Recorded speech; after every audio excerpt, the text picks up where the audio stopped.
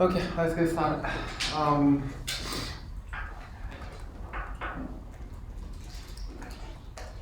So today we're going to talk about the Lie group or the algebra more in detail.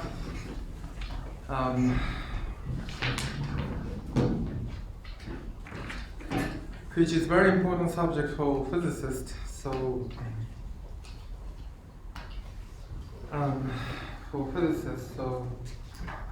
let's learn step by step. Last time I talked about the Lie group as a Lie group is the manifold and the group structure. With group structure, and then and the multiplication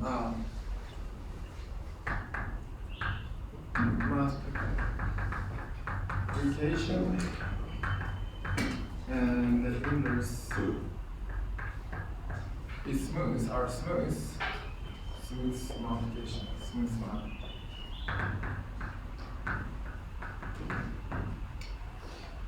Okay.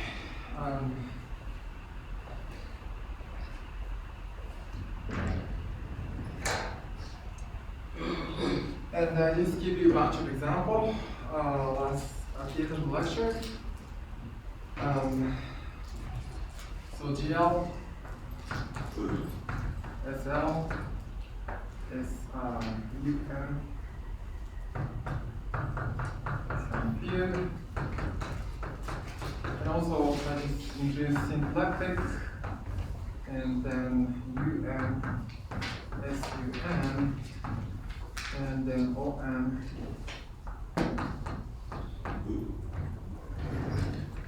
and then SON, all are called classical Lie group. And for instance, how to compute the dimension of SON? So what is the dimension of manifold? Maybe, okay. How to compute dimension of real dimension? How to compute real dimension of UN? Okay, so let's do this step by step. Okay, the simplest one. So dimension GL and R. How to compute this dimension? What is the dimension of a manifold? What is the dimension of a manifold? So she said its dimension is n squared minus 1.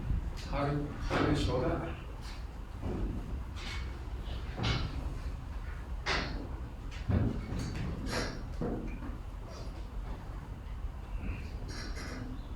How do you show this is dimension is n squared minus 1? It just has one condition. What? It just has one condition. The condition for GL and R is a determinant of A is not equal to 0. So this is the condition. The first of all, how to get n squared?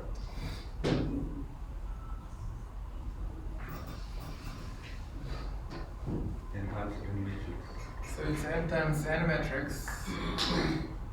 A11, A12, A21, and so on, and. So each element will spawn R direction. Okay.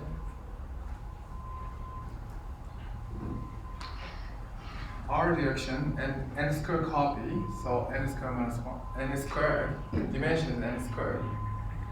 And I don't understand why you get to minus 1. How do you get to minus 1?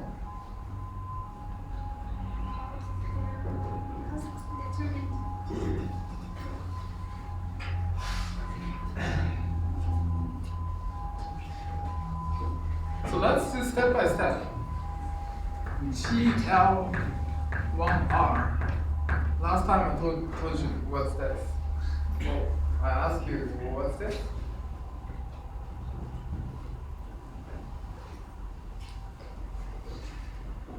GL1R.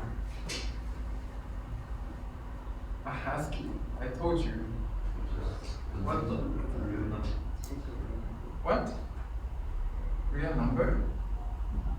R is equal to 0. Okay. What is the dimension? As a manifold. It just opens segment or line. What is the dimension as a manifold?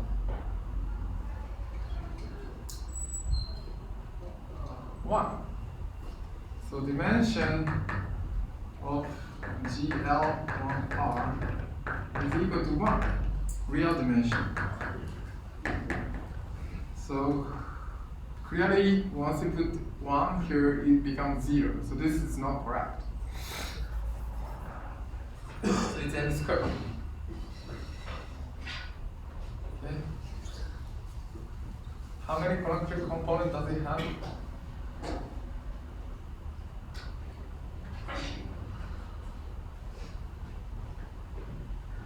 The term is bigger than 1 is connected. But n is equal to 1 is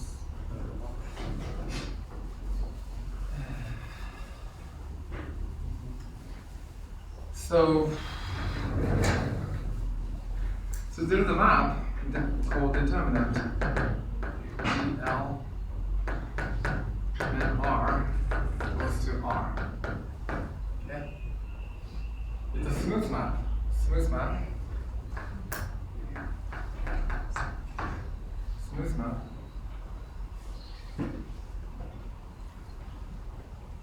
And the image of this determinant is image of determinant map.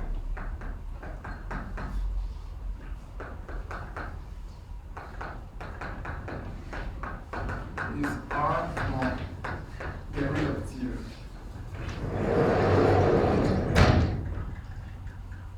So therefore, since image has already 2 connected components and it's smooth map, therefore its pre-image is also should have the 2 connected components. So the even higher n is 2 connected components. So if you compute H0 of GL and R coefficient, and then it's R plus R. Okay. That you can use. So dimension of GL and R is n squared. So what is the dimension of real dimension of GL and C?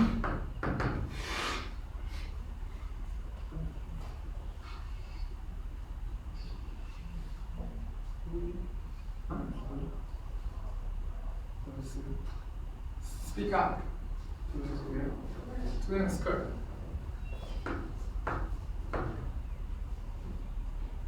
You have imaginary and the real number, right? For each entry.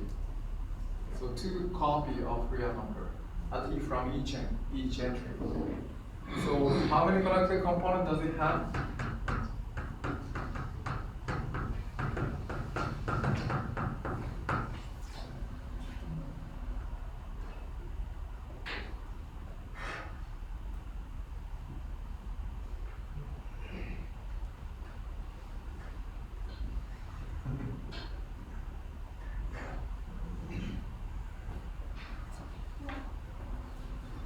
What did you say? Wow. Good. So if you replace C, the image is also become C. Okay. And then the image is C not 0. This is connected. Okay. Therefore, its pre-image is also connected.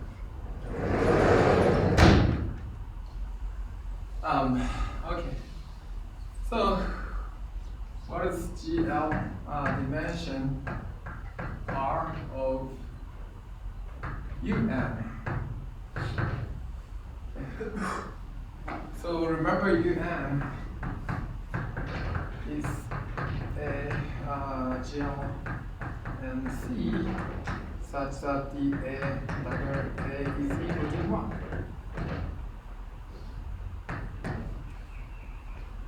differential dimension.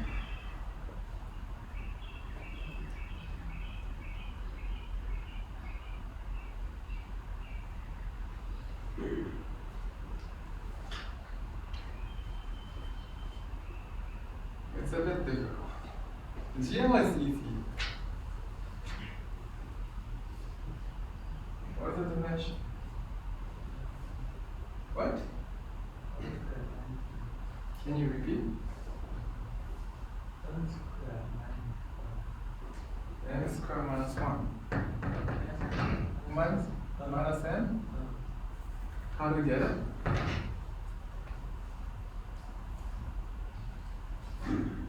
How do you get it?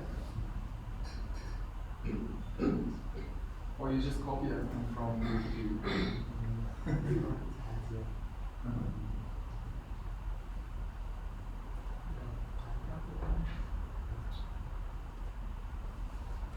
Or you can just explain on the blackboard how to show this one.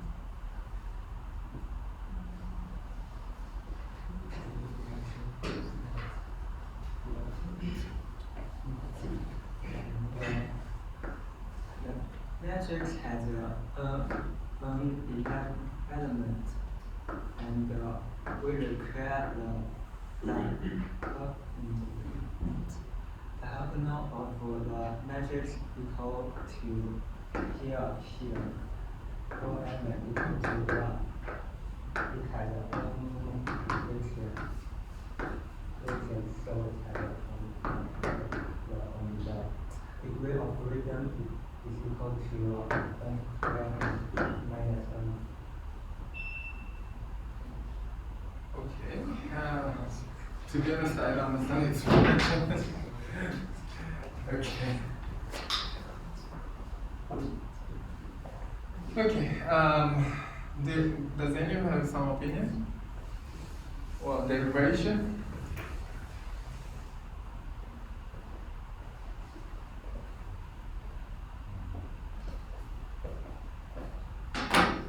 Okay, so I think you guys should think about how to derive or how to derive dimension of UN for a while.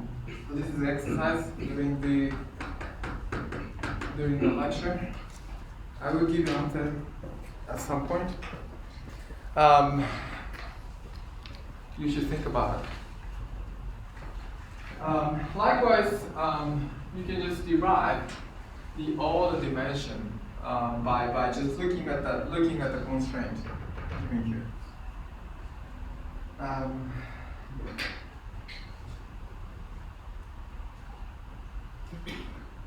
Okay.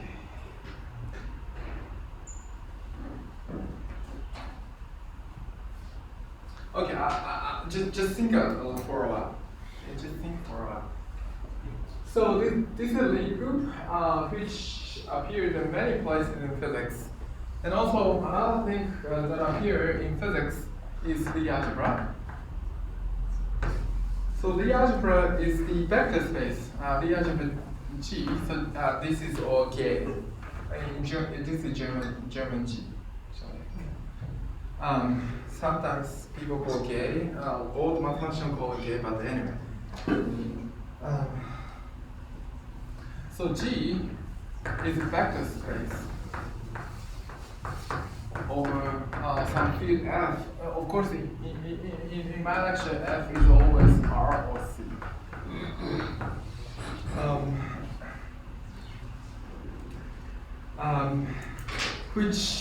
So algebra means you have an addition plus multiplication. Okay, addition and multiplication. Addition is coming from vector space. Okay? You can add and so on.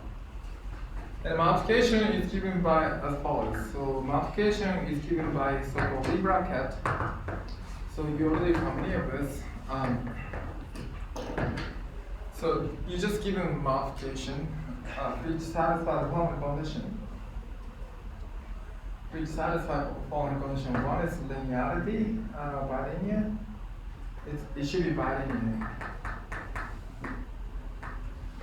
So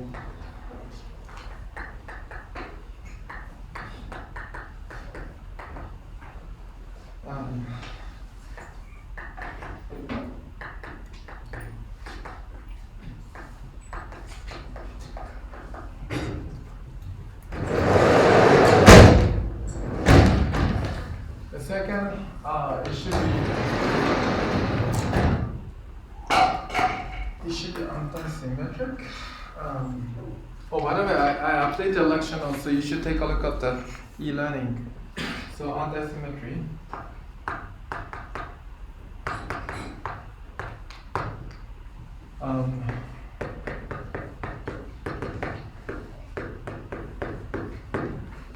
And the Jacobi identity.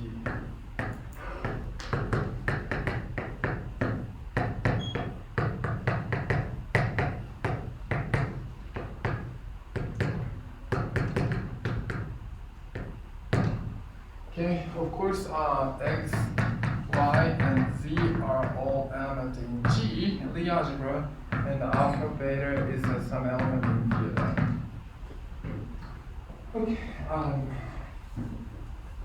so this is the algebra, and how to get it? It's very easy. So we know the Lie group is manifold, so therefore, and also Lie bracket always, or commutator always come from the if you consider vector space on side, vector field or tangent space.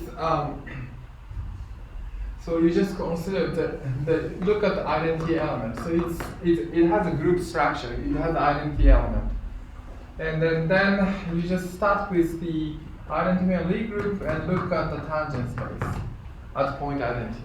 Okay. So. And then, so you always naturally have a Lie bracket. Look at tangent space at identity, and then it naturally has a Lie bracket.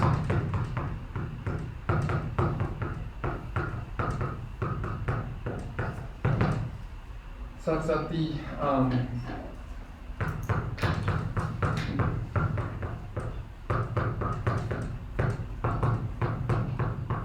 just on the combinator. So this is the definition. And G, the algebra is just look at the tangent space equipped with this multiplication structure. So algebra means you have addition and multiplication. Addition, as I mentioned, this is a vector space. As I mentioned, so this at the tangent space you always have some vector space, okay? Structure. And multiplication is given by two copy. Multiplication is you have two elements. You get another. You just multiply two elements, you get another element inside G. Okay. That's multiplication. So this anti-commutator will give you multiplication structure. That's why it's called algebra. But it's a special algebra. So that's why it's a Lie algebra. Okay. And then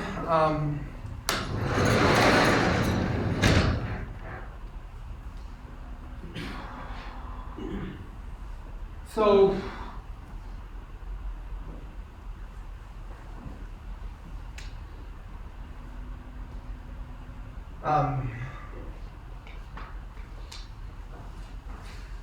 so you just natural. So that in physics or in math, the convention is the G. For Lie group, you just use the Greek letter G and a capital, and then so Lie algebra. So for instance, G, L, and R, and the corresponding Lie algebra, we just use this. How to say? It's called mass frac. Fractal from front. I mean, in LaTeX, we usually use like this way.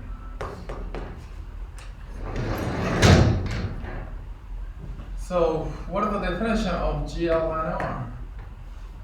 Let's look at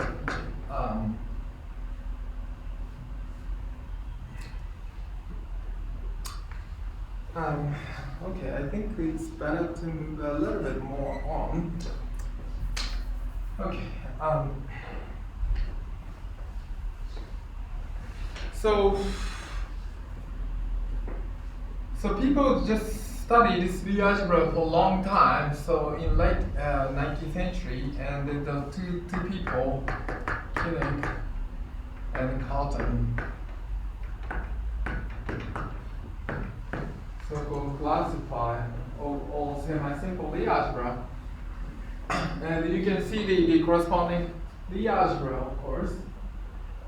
Corresponding Lie algebra. GLNR is indeed not semi-simple. It's called radical, but anyway, I'm not a radical, sorry. It has U1 component inside, some extra U1 component, so it's called reductive. But so you just have SR and C or whatever. So let's organize some C coefficient and Bn usually called SO odd, SO odd. So Cn is called Sp, symplectic C coefficient, and then Dn is SO even. Those can be found in this class called Lie group. You just look at the tangent space of this Lie group. But if you really study the structure of the Lie algebra, one can find so-called exceptional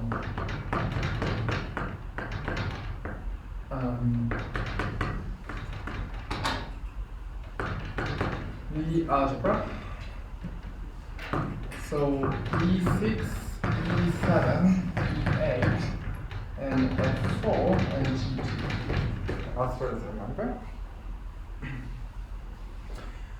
6, 7, 8 has a meaning if you write down the so-called Cartan metrics and so on.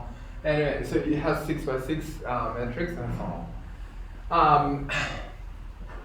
So this does not show up in this classical Lie group, but if you really study the structure of Lie group, so-called Max Cartan subalgebra, and also you just classify it by representation and so on, you can find some exceptional Lie algebra. But I'm not going to go into detail more, because it's more like algebraic. The lecture becomes algebraic, but there are lots of literature on this subject. So I just list one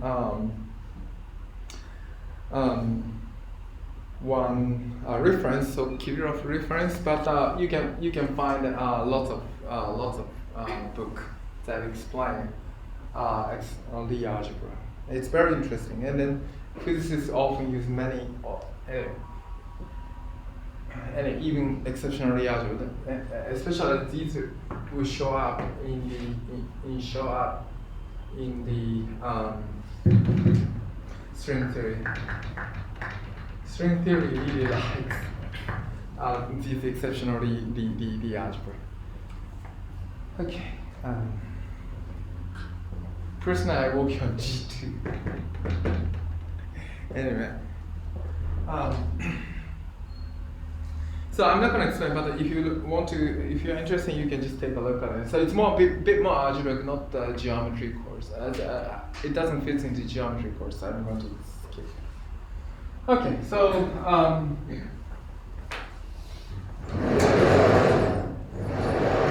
and also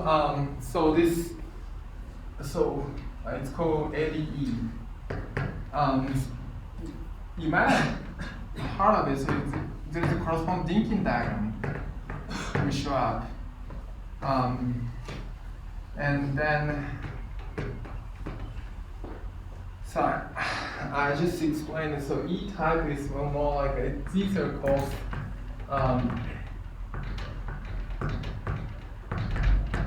anyway. So these are called ADE, A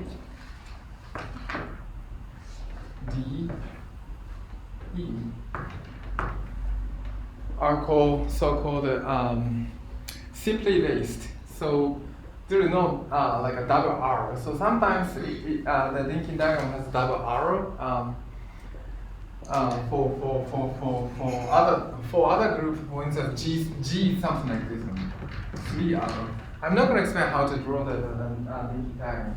But this ADE has very nice property, and it has very lots of geometric meaning too. That appear in the lots of places in mathematics. So ADE. So I just tell it. So this ADE appear in many places in physics, and it has a deep geometric meaning too. So people just often ADE classification.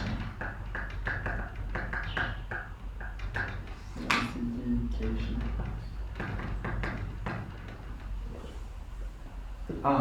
And also market correspondence and so on. It's a very interesting topic, which is advanced topic. If you're interested, you can search internet and so on. And then learn this. You can learn many things. Even physics ADE, this ADE appear a lot. For instance, 2D CFT, ADE appear, and also line is bottom and so on. Okay, so as I mentioned, so this Lie algebra is the vector space, so it has some, you can pick a basis. So if you pick basis as a vector space, VA is equal to,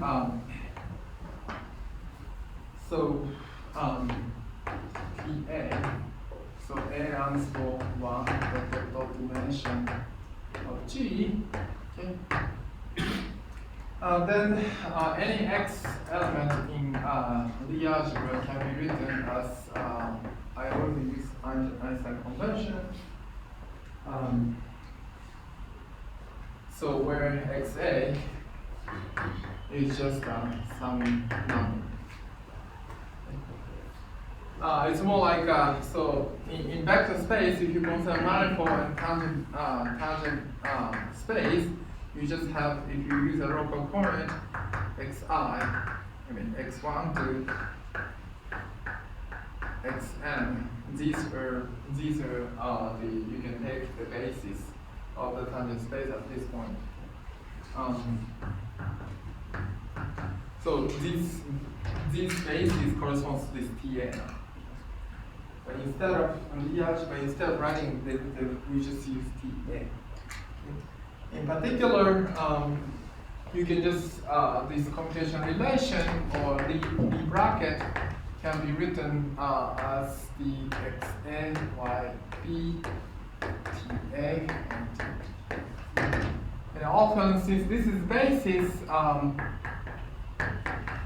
you can write down the linear. So I already used the Einstein convention.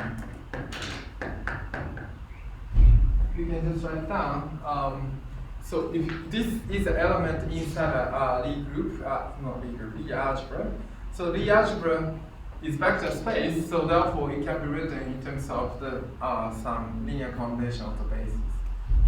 And in particular, this is called structure constant.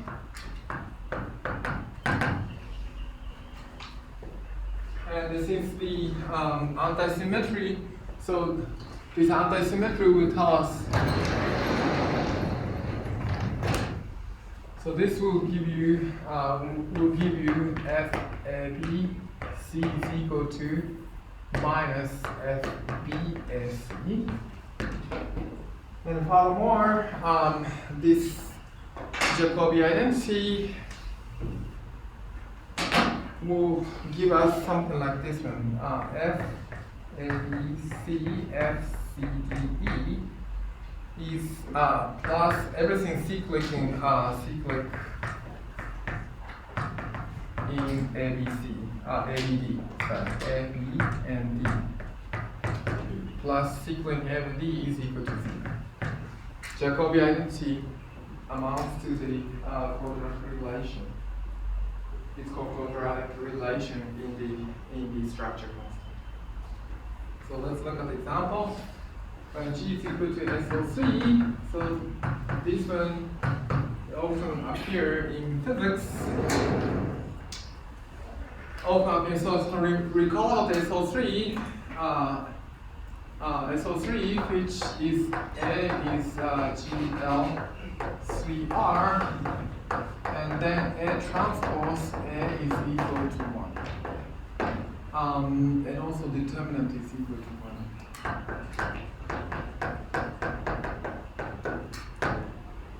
Okay. So if you look at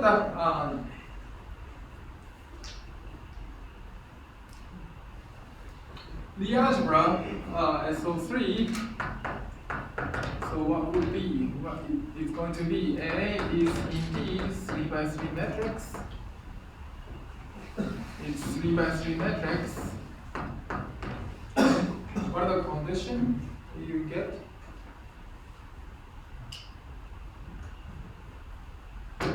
What kind of condition you get?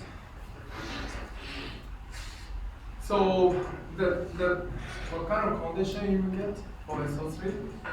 So in general,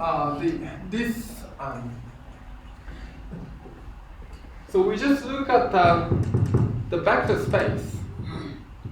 So the tangent vector of at the origin or at the identity. So as I mentioned, if you're given a manifold, there's a point, and you just look at tangent space. That's what we are doing. Okay? To look at tangent space, it's better to look at the tangent vector and always bound by some first derivative curve, right? First derivative curve. Therefore, so you just look at the x a is equal to this element in SO3 is exponential t to the x. That will give you a curve. Okay? When t is equal to 0, it's just identity. Okay? But x, so you guys already did the exercise, right? In the homework. So you just take the first derivative, okay? First derivative and then d dt, so at, and look at t equals 0. That will give you x, okay? Therefore, if you take exponential, you have to have this relation. So in other words,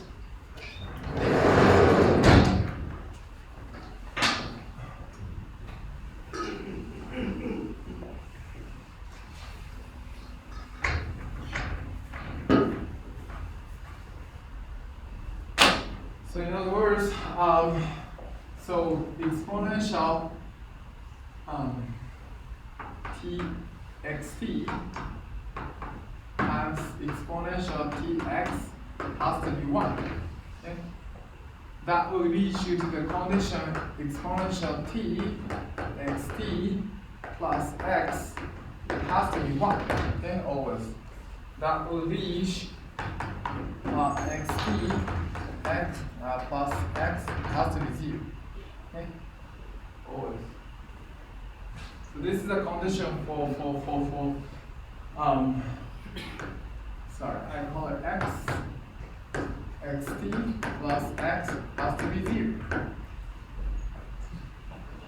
And then what is the condition? I think that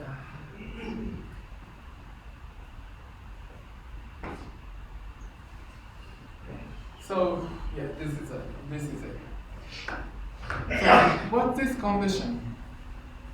So determinant, exponential determinant is determinant of a, determinant of e to the tx. Okay.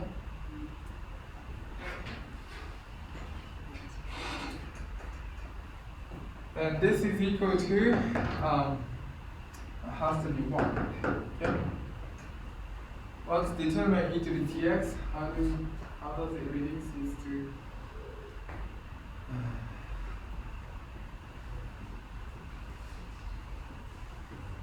So it's symmetric. So it's SO3, right? SO3. Okay. You can always reduce this to SO3 element is always how to say.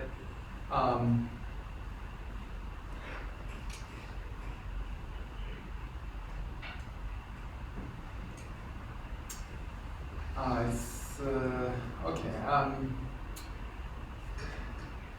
Anyway, so if you use the Jordan metric series and so on, you can always make it everything in terms of triangular metrics, and therefore it becomes T to the trace of X. Okay. If you do that, if you make it triangular matrix, you always have the determinant is just a multiplication and diagonal. Okay, so 0. You just multiply in the element in here. Okay. Okay. So multiply the diagonal element, which means A11, A22, and then ANN. Okay. 0 and 0. You just multiply here. Okay. But A11 can be written e to the t some element, x11. And if you multiply them together, you get just trace of x11, x22, x33, and so on. Therefore, this will teach you to trace of x has to be 0. Okay? Determinant. But if you look at this one, if you look at this condition, this automatically implied trace is 0, right? So trace of xt plus trace of x is equal to 2 times trace of x, which is 0. Okay? So that I don't need to add this condition. So this condition automatically implies. So therefore, if you look at the basis Ta, can be, for instance, taking as follows: 0, 0. I mean, you guys do it right already.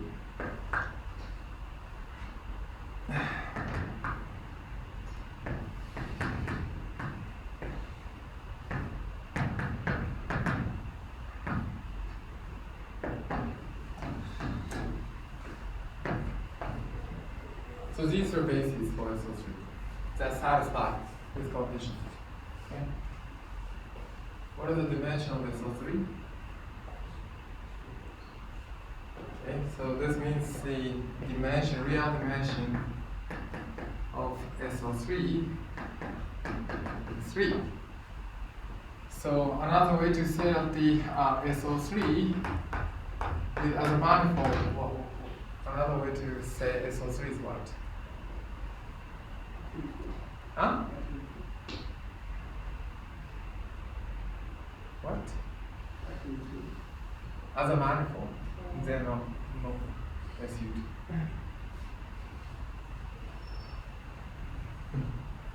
I already explained that. You guys also did in RP3 good.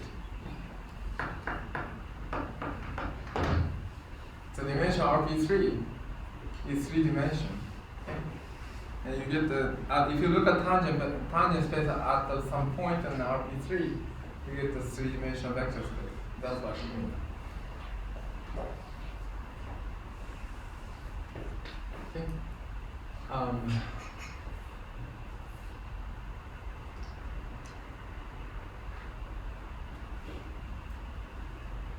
Any question? And then if you do computational relation, if you take computational relation of this one, T A T B is equal to minus epsilon ABC.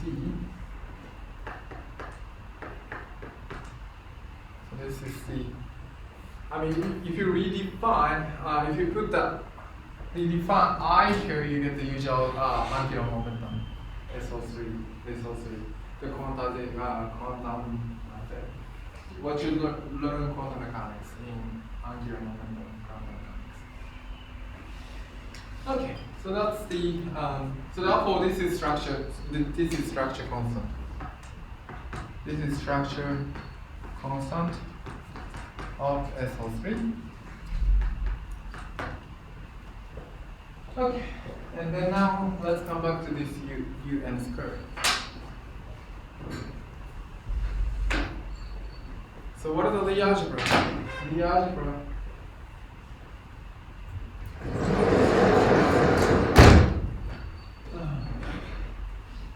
the algebra is something I call UN,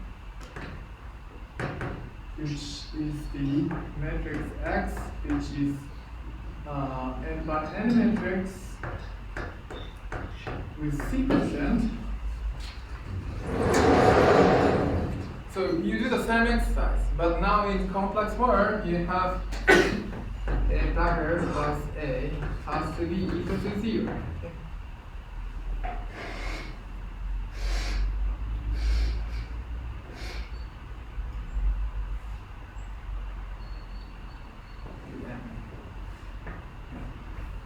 So this is called, sometimes called anti-Hermitian.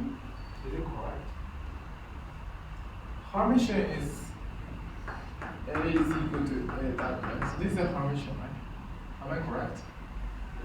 So it has to be minus sign. That's called anti-Hermitian, I guess. It's called anti-Hermitian. Okay? So what is the dimension of anti-Hermitian in the matrix?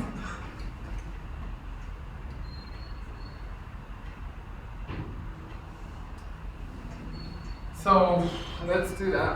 Let's do the exercise.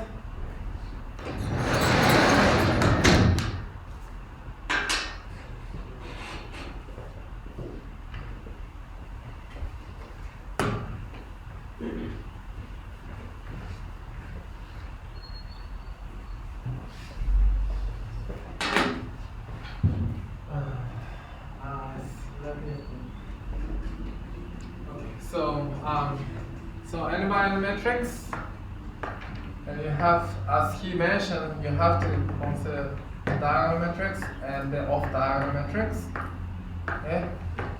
So off diagonal, this element after anti-Hermitian condition is identify this element here, right?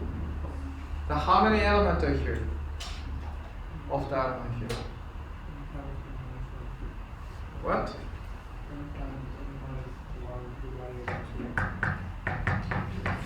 Okay. Okay.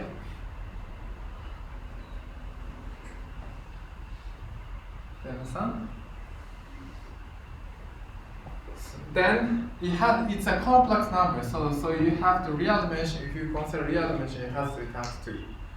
How about the diagonal element? What's the condition for diagonal element? What? What's the condition for diagonal element? Imaginary? What did you say? Or real? It has to be imaginary number. Okay? Okay? If you compute this one, what's an n squared, right? If you do the computation. So therefore, this is not correct. It should be n squared.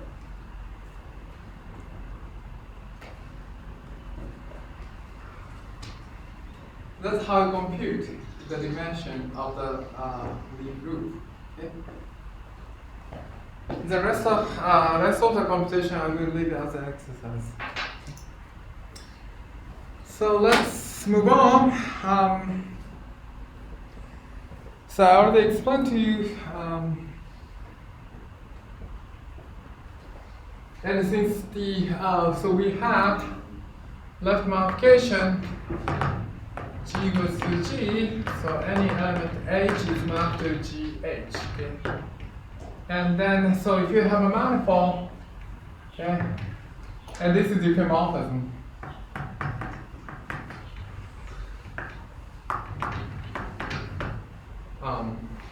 And if you have identity element, and you have a tangent space, identity element, and you have a tangent space, tangent vector x, okay? And this LG, okay, this LG will map, so this is the group G, and this is the tangent space, so therefore it is the algebra, and this LG is somehow, how to say, map transitively, like the element, any element in the algebra H to GH. So for instance, E is mapped to some element G here, and you have to consider tangent space here. Okay? And this X is as we learned, so that if you have a diffeomorphism, you have a push forward. Okay. So therefore we have the element. Let's call like something like that. So this element is LG push forward of X. So LG is diffeomorphism. So therefore you can naturally define push forward. Okay. And if you run, if you change this element G, you have another element G prime. And you just look at tangent space, and then you have another vector, tangent vector at this point. And you can just continually do the change G so that you can create some vector field along. Given an element in X, just using a push forward of the left multiplication action, you can create the smooth vector field. Okay, smooth vector field on manifold G. So given a key,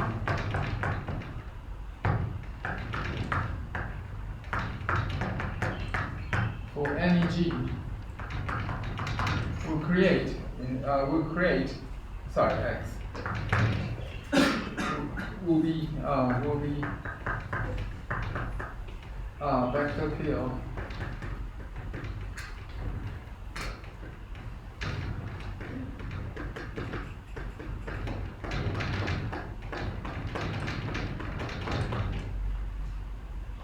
So abusing notation, this tangent vector and the vector field, we just use the same letter. Okay.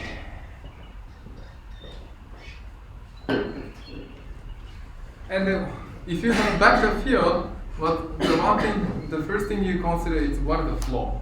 Okay? What is the flow of this given by this vector field? So this vector field, the flow generated by this one of X is given by indeed exponential map.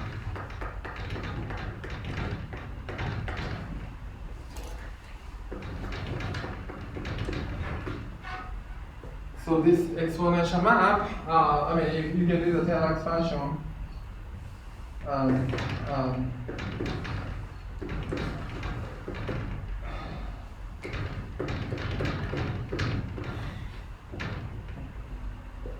So this is the flow. So this is exactly what I consider here, okay? In 4SO3. It's the same thing. So you just consider the exponential and t, and you just look at the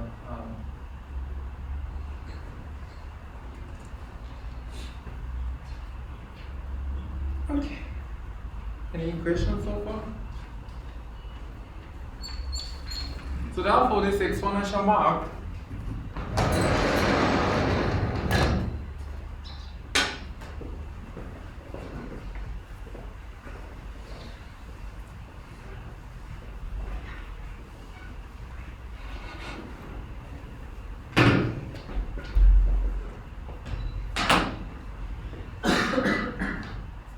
so this exponential map will give you the map from Lie algebra to Lie group.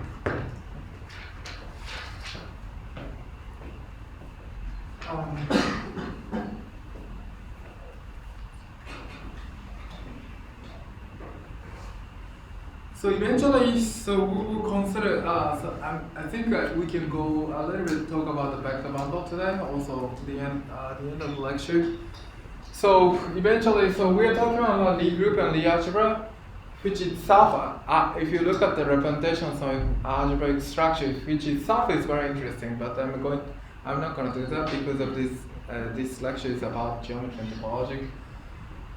So I'm not going to do that. But then later, so we will consider vector bundle. and principal G bundle.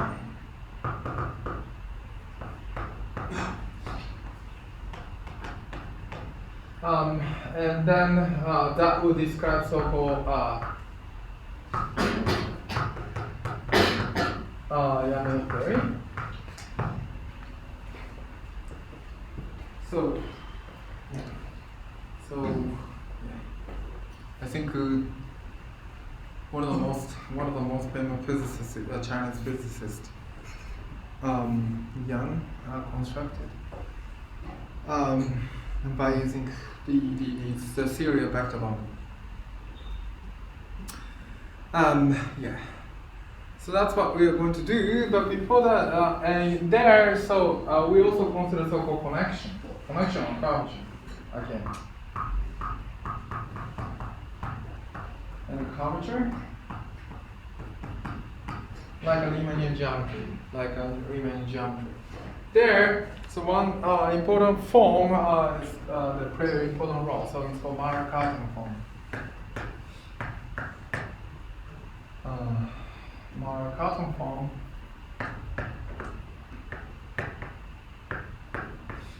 So everything, all these theory all use the algebra and the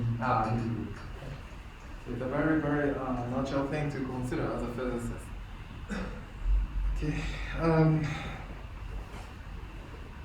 So Meier-Cartan form.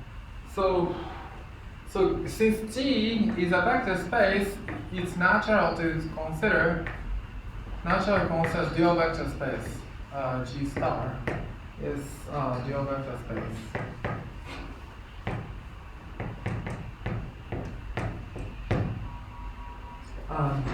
Since you can consider X as a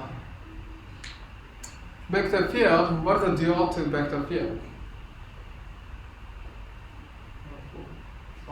Good. So we just use the push forward to create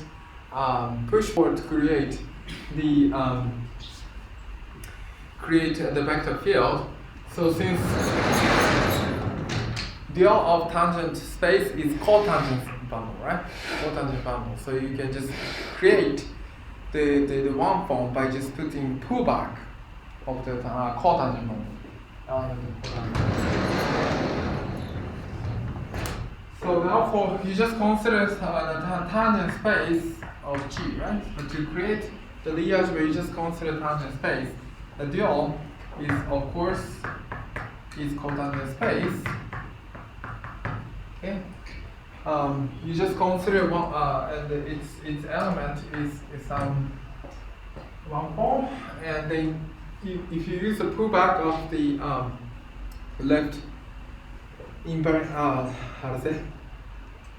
translation or left multiplication translation, you just create one form.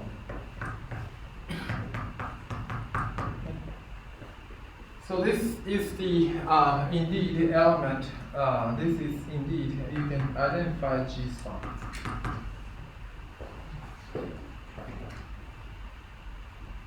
Oh, sorry. I shouldn't say this one form of G is identified G star. Sorry. So this one is identified G star as a vector space, and then given that.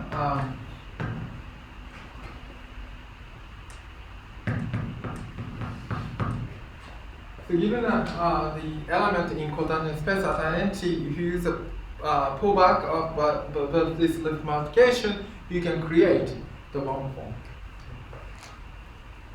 Okay, and then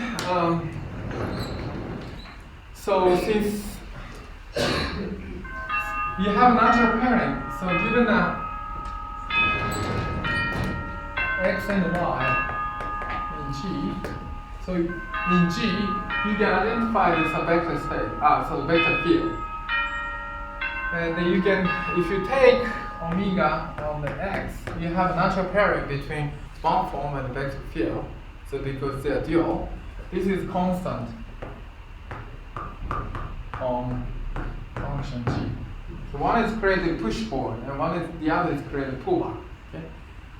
pullback. So therefore, it should be a constant all over the so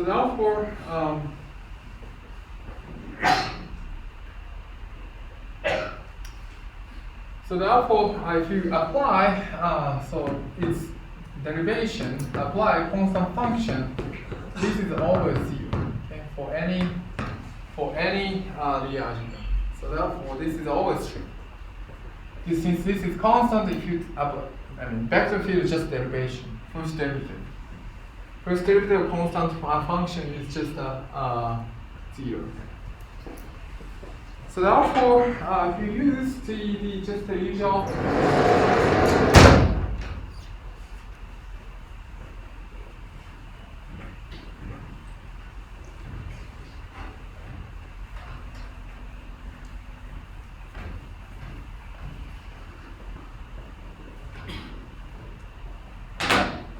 theory, omega, d omega, so this is now two form that can act on two vector field. And then usually, so this one is, as I already forgot, I have very poor memory. So some constant times x omega y, and plus some constant including sign, y omega x, and plus 1/2 omega xy. Okay, if you remember the formula. So did you remember this one? You guys did this one? Did you do the formula? I already forgot what I gave you that one. No, maybe not. There's a general formula which is 4.5 of lecture note. But if you restrict yourself to two form, this is the case. But now we know that if you apply everything in Lie algebra, and its dual form, one form, and we already know that this is zero, and this is zero. Okay? For from the constant. Therefore, this becomes 1/2 omega x and y. Okay.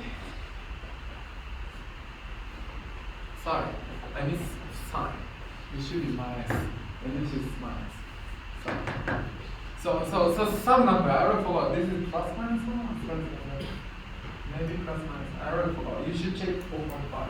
I didn't put that out. I didn't put it out. Okay. So now, so we know that the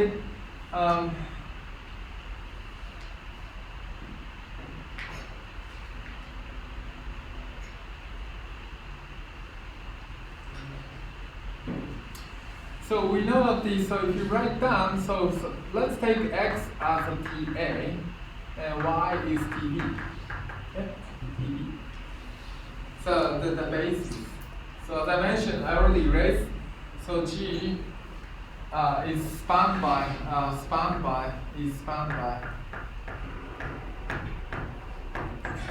some basis Tn. Okay? So now the omega, so this will give you TA and TB is equal to 1/2 omega FAB CTC. Okay? So the commutator will give you this one. Okay? And since this is the action is linear, so this one will give you 1/2 FABC omega TC.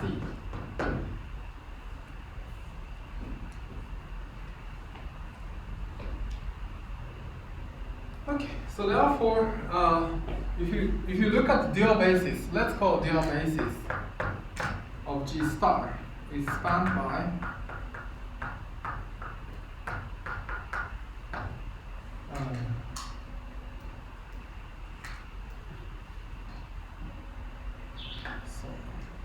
omega A. If you look at dual basis,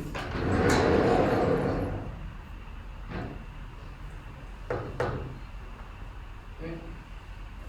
So then, Sorry, I told you wrong. Sorry, I'm sorry. I'm very sorry. So I call it, this is TA. So alpha TA. And then any element can be written omega A and TA. Then from this from here, one can just show the D omega C is indeed given by -1/2 F A C omega E, which omega omega A and omega E. From here, one can derive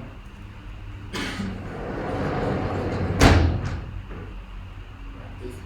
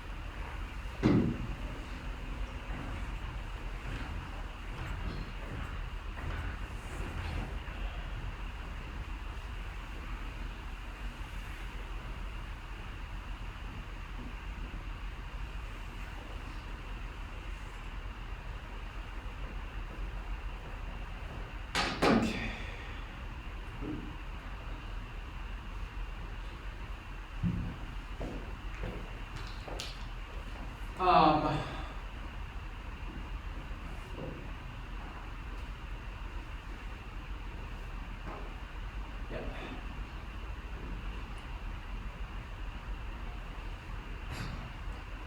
Let's see.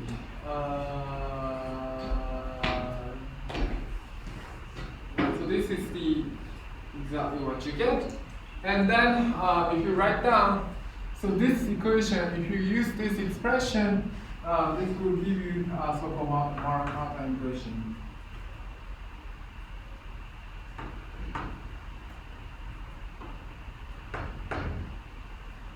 Oh my goodness! I think I made a huge mistake.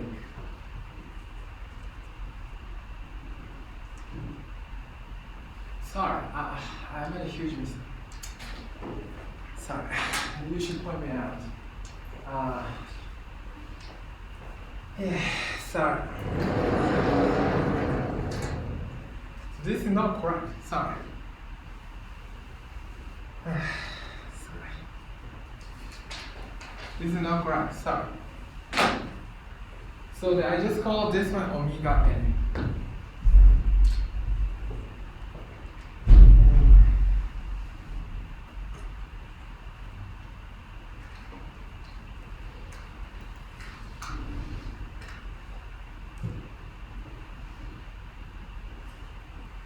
So the real basis I call it omega A. Then so is it correct what I'm doing here? Yeah. So omega C. If you put omega C, that will deal to here. That will give it -1/2 ABC, and the omega A is paired with TA. Omega B is paired with TB. And that will give you this equation. Sorry. So this is correct equation. Sorry, I'm very sorry about that.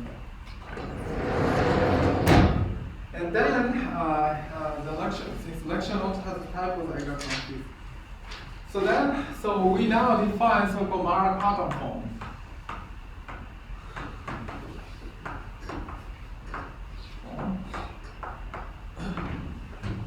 That will give you the following. So this omega is one form, but one form of G, but it takes the algebra value.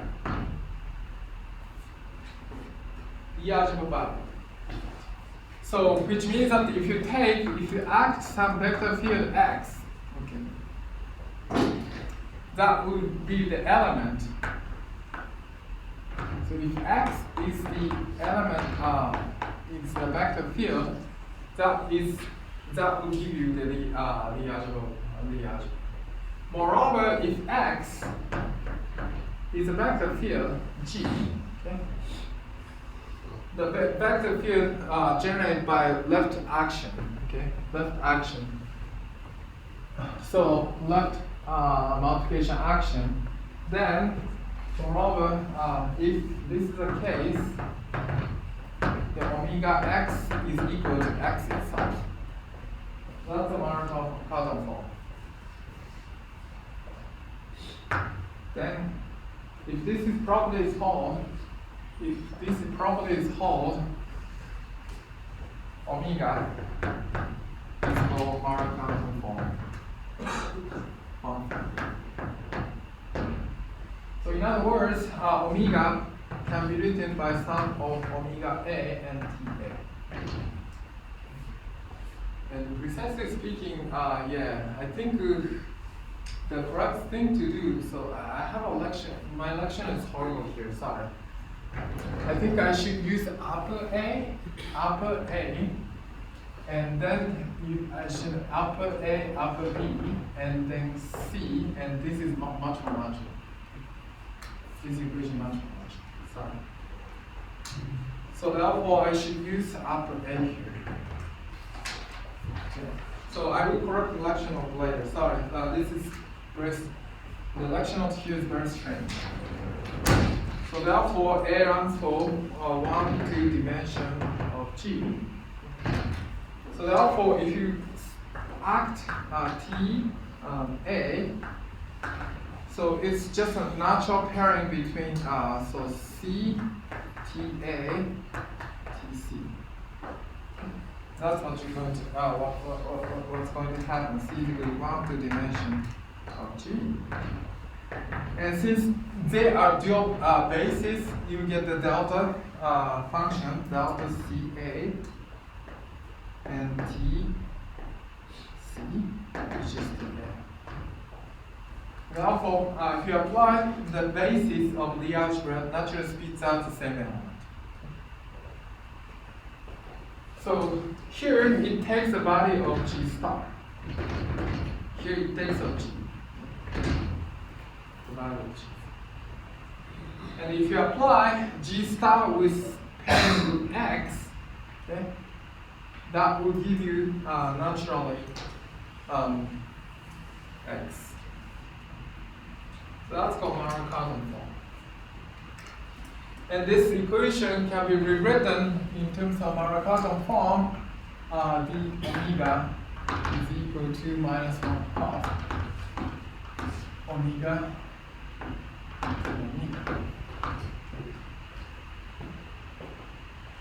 So that's what you get from the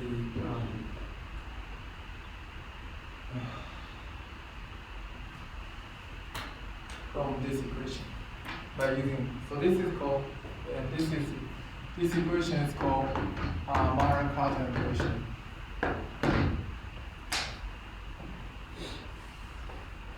Good.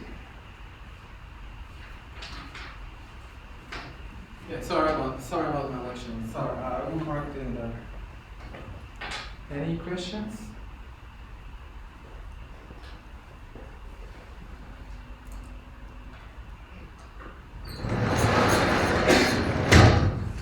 So just try to connect the young mouth.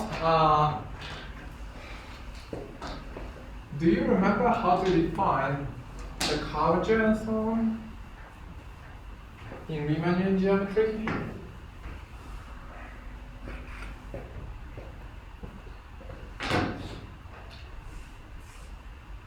In Riemannian geometry, as first remember.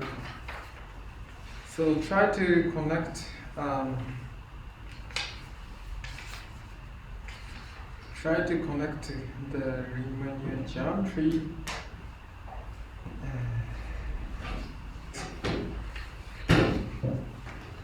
So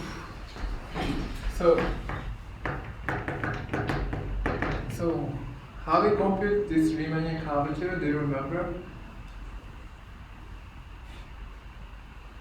By Christopher symbol. Essentially, it takes roughly the following form.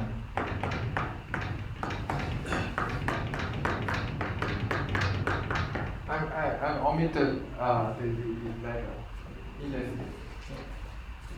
So this is the formula for Riemannian curvature. And if you compare with the left, don't you think it's very similar? Essentially, this can be written as follows. So this can be written d gamma plus gamma gamma. Don't you think? Essentially.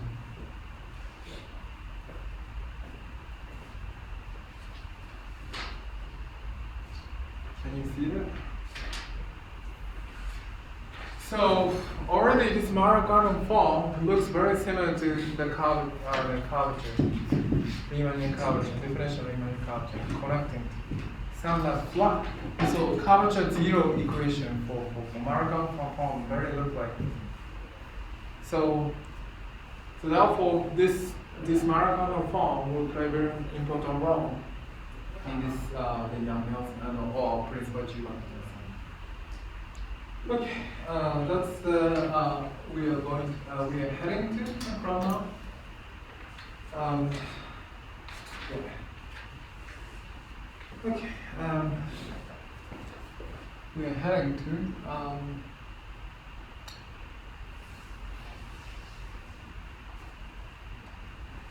okay, so let me move on.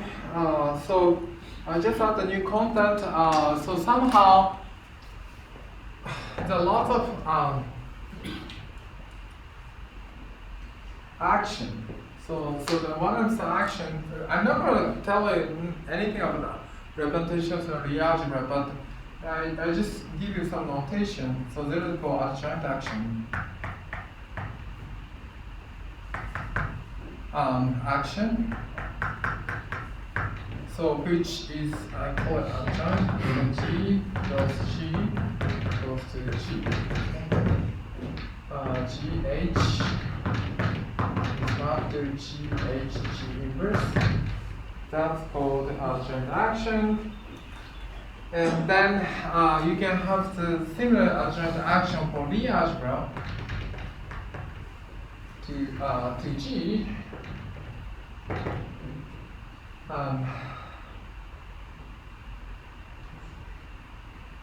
Oh my goodness, I didn't give you a definition. Yes, okay. Horrible, sorry. G, X, G inverse.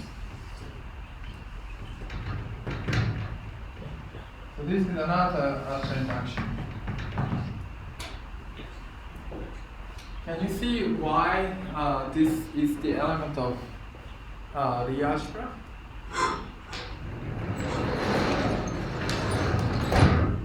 Can you see this is an element of the algebra?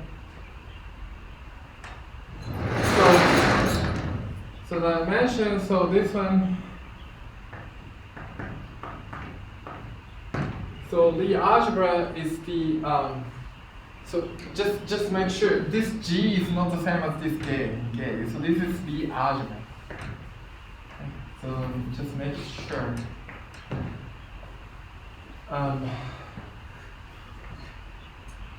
So the X is the some vector at the tangent space or the tangent space, and then so you can define the floor Tx, right? So for each define some curve that intersect that pass through at the point origin or identity element. And if you still you can just multiply G and G inverse. That will give you another curve.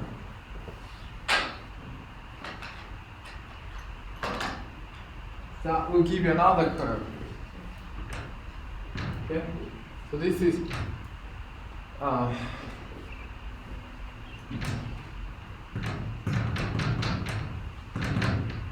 and then the original curve that means another column.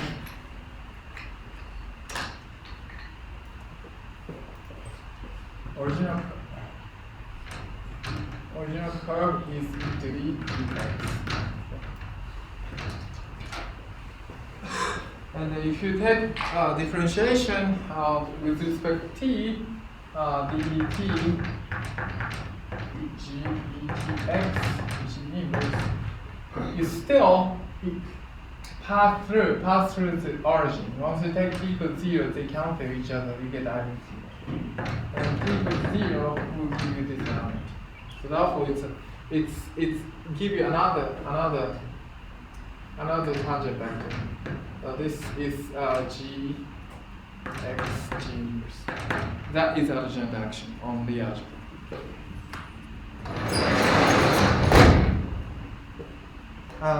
My lecture note somehow missed this definition.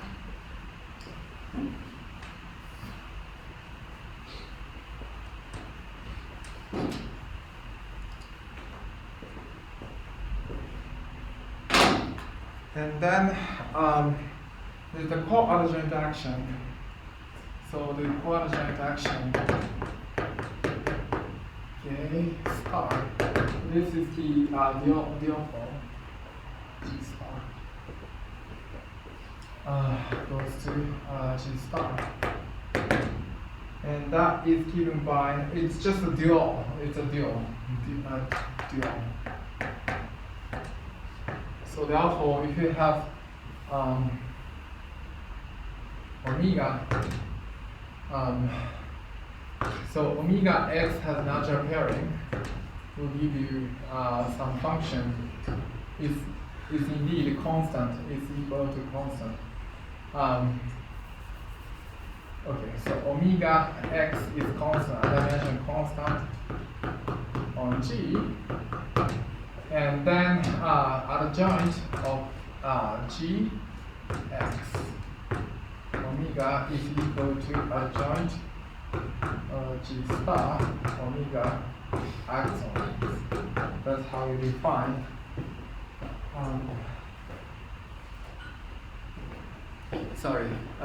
more precisely inverse. Sorry, this is G inverse. G inverse. That's called co-adjoint action.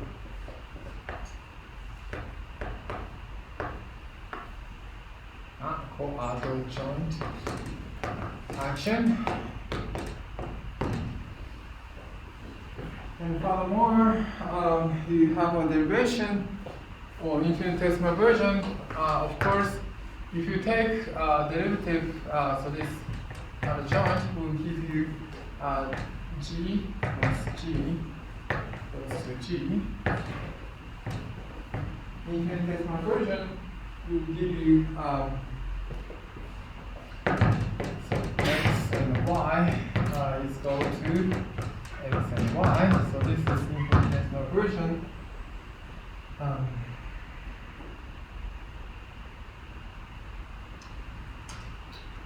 And then also coadjoint action on G plus G star goes to G star. It's just you just have adjoint. Anyway, adjoint star of y omega acts on x is equal to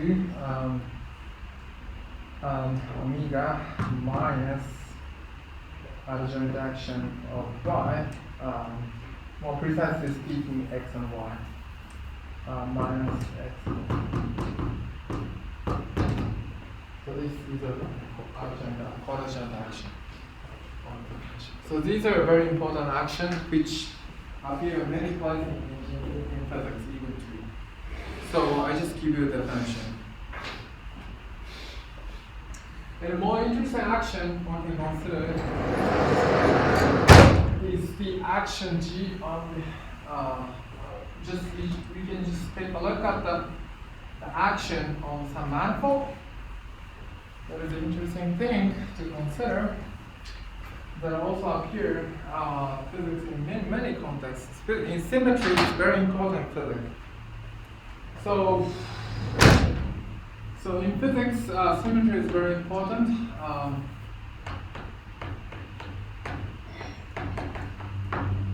Symmetry is very, very important.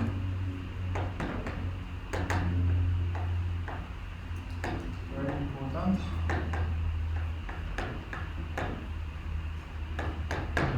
And then group and the algebra describe describe symmetry in physics of physical system often. Nowadays, there are lots of things, lots of different, there are many things. So the finite group, also finite group, also Z and Zm or whatever, some whatever icosahedral and dihedral group and so on will also show up too. And then this symmetry is described by some action on some space n. So that is action, G action. So what is the example of G? Can you come up with some action, some space that have a group action?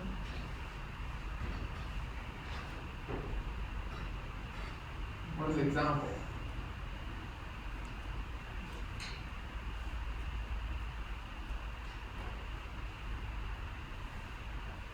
What is the example?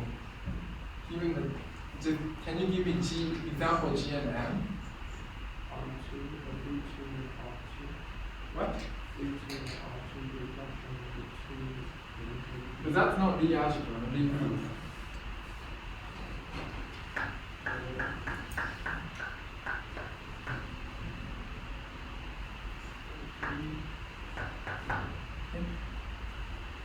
It's the most simplest action you can consider. SON acts on Sn minus 1 as a decomposed group. So this will describe how the sphere looks like. Okay? This is the symmetry of the sphere. Okay? Symmetry of the sphere. So in general, example. So in general, this action, G action, can be written as the following form. We have a pairing between G and P that will give you G times P.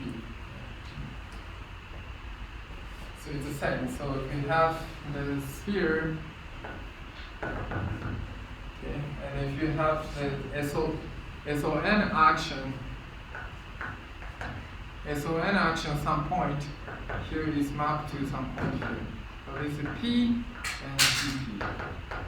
So we just write it like this.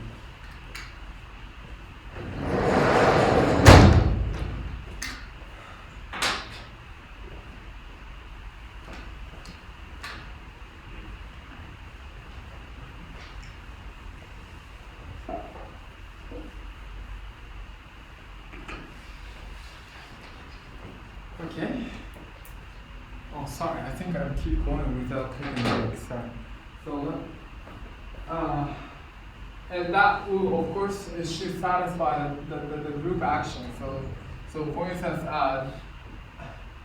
so identity element P acts on P is just a P, and also H acts on P and acts on G is the same as GH acts on P. And so this is group action. This is left action. So this is called left G action.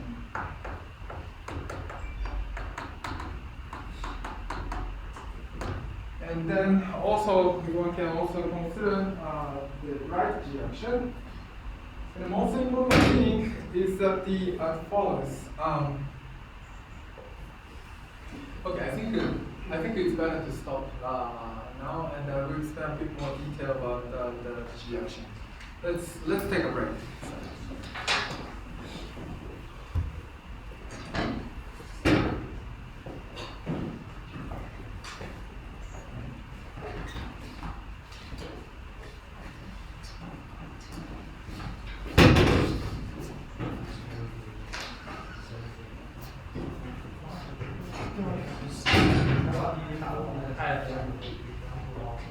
That's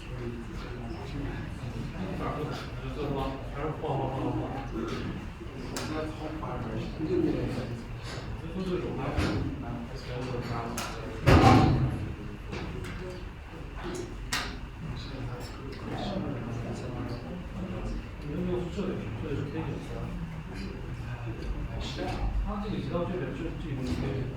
But I think it's very difficult to think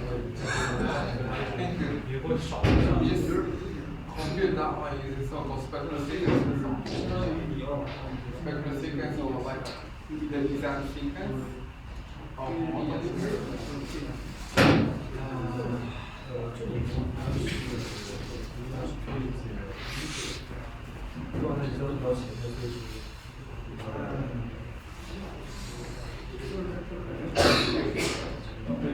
都弄这个样子。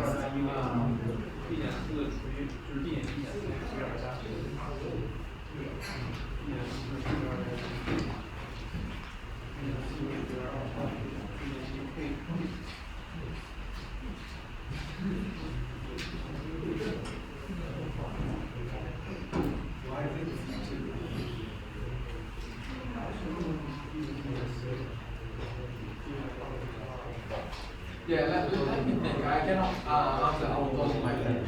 Yeah. Let me think. If I found that answer, I'll tell you. Let me think for a moment.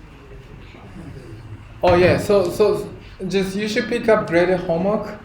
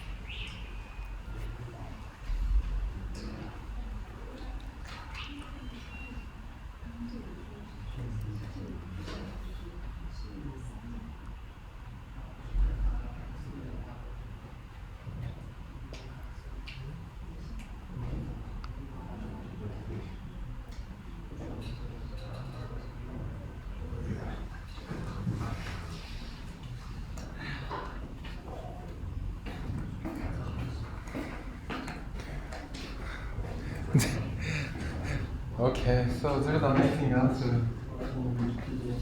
No, Wikipedia, the website. So you know coordinate space, right? Coordinate is the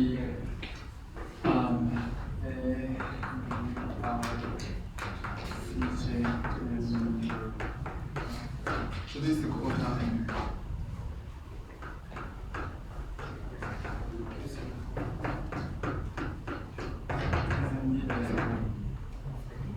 So this is project space. So we know that the RP1 is 1, CP1 is 2, that's 2, HP1 is 4. Because you have to full element, right? And then S3 is indeed equal to SP1. SP1. And given HP1, so P and Q. So this is the coordinate of HP1. We want to construct a non-trivial map by some rational function to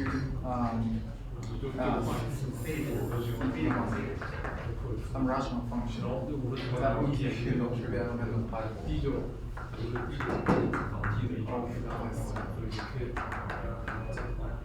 And that element, this is rational map. Rational function is given here. Okay. That will give you the map from S4 to S3. So this is. I can send you the widget. Can you send me the link? Yeah. Thank you. And shoot. Shoot. Yeah. Thank you very much.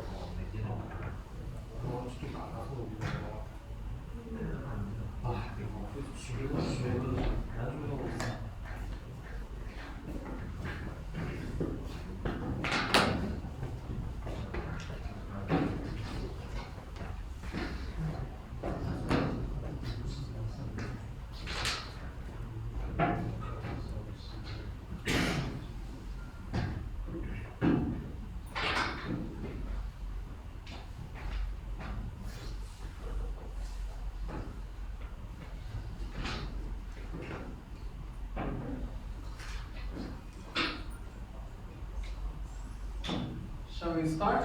Resume.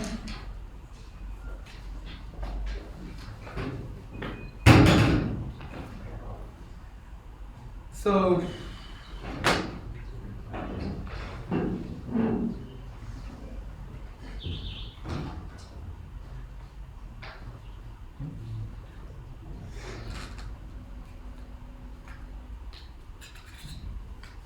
last weekend I met some students about the research.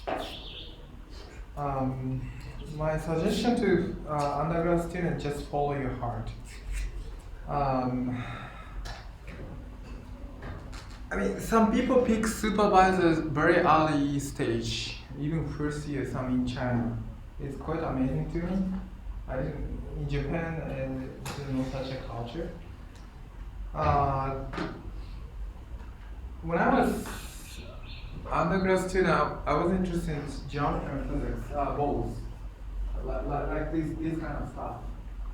But I didn't know physics is related. So in this course, I try to give you the lots of connection between geometry and physics, Riemann geometry. For instance, it's Riemann geometry and GR. The other instance is simplex geometry.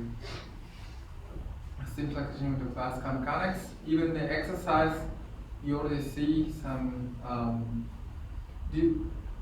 Last week's exercise, you already see vortex and mapping mapping degree. I think last week, right? It's already last week. And also that is the indeed appear in the so-called superconductor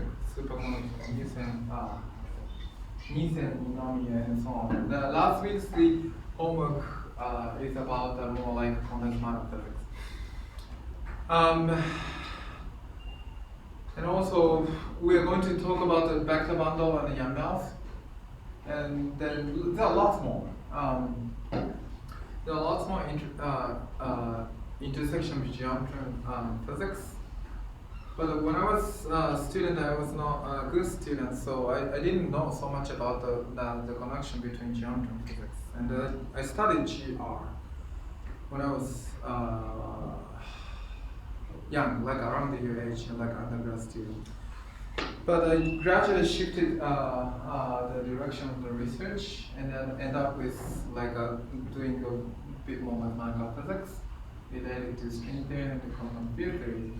So what I have learned in undergrad is totally different from what I'm doing. So anyway, people's interest will change. So if you find something that fascinates you, you should pick that one to study. It's too early for you guys to decide you want to study this one. I mean, of course you can pick one, but if you find some, you can always change the research topic and also like the interest always. So just keep open-minded, and also keep open-minded, and then try to learn, keep learning. And if you find something that interests you, you should follow. You should choose. You should pick that one. And then if you pick supervisor in first year or like a second year of undergrad, try to, if you want to change research subject, I think it's okay, but in that case you should tell the supervisor you want to change your research topic, and so on. You guys are still undergrad student. That's also same as the student in my group. If you don't like me, or if you don't want to study under my group, you can of course change. Just tell me, if you want, or vice versa. If you want to change the topic, it's okay. Don't be close-minded. Just be open-minded, and then try to learn anything. That's I can give you enough.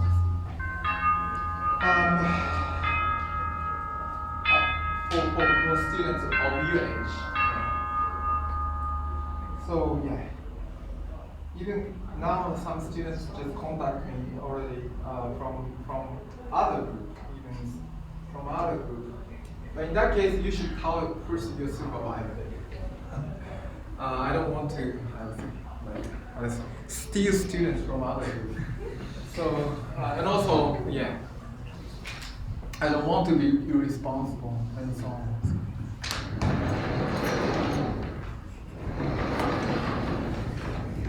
Okay, anyway, so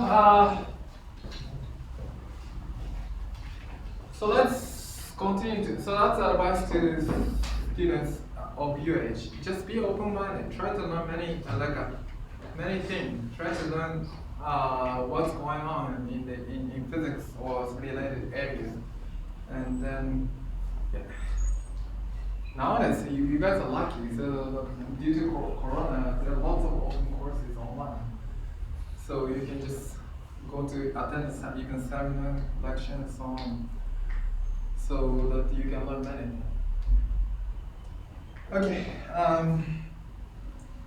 so that's the advice to you two guys. Okay, so let's talk about the G action.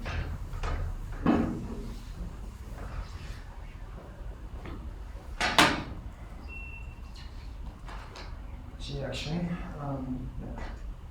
Find the choke, my choke. So now,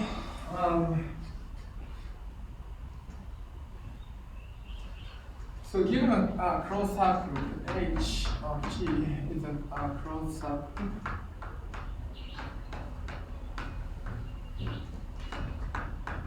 In G, you can just consider quotient space. The quotient space.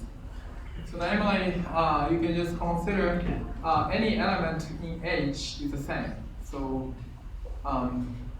so any element in H in A is the equivalent identity. You just put the identity element. So, yeah.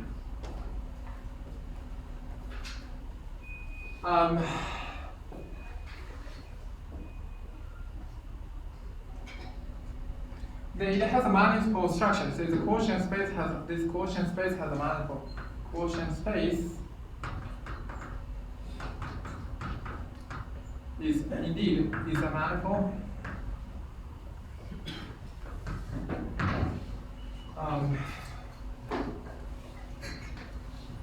Is a manifold, and then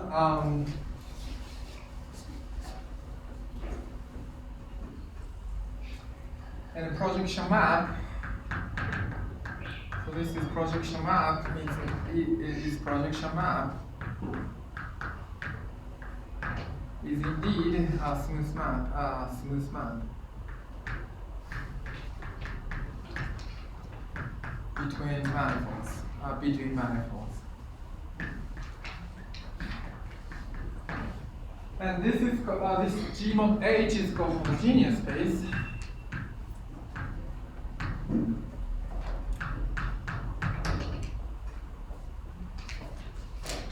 Okay, and then you can consider T H.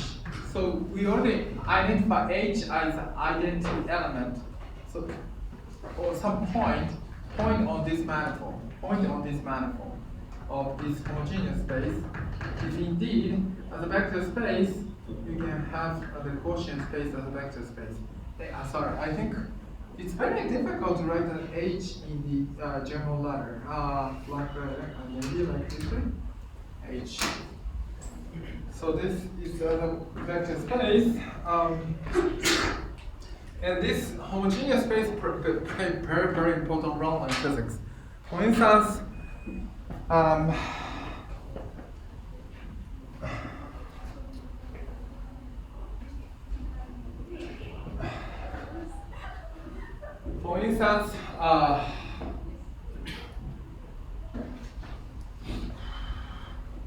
it appears in the following case: if Gx on M, so if Gx on manifold, M is a manifold,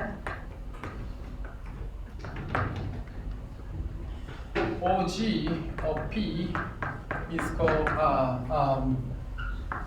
G is called that fixed P. That fixed P. This is called stabilized subgroup.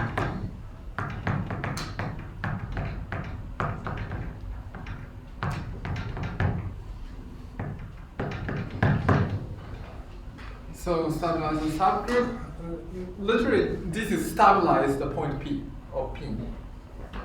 It doesn't change P. It doesn't change P.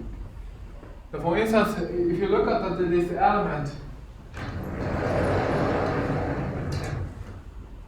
SON acts on Sn minus 1, if you pick a northern point and southern point, the element that fix, okay, that fix the north pole and south pole and just rotate between axes, okay. That is give you stabilized, so SO. So in this case, in this example, SO n minus 1 on SON will fix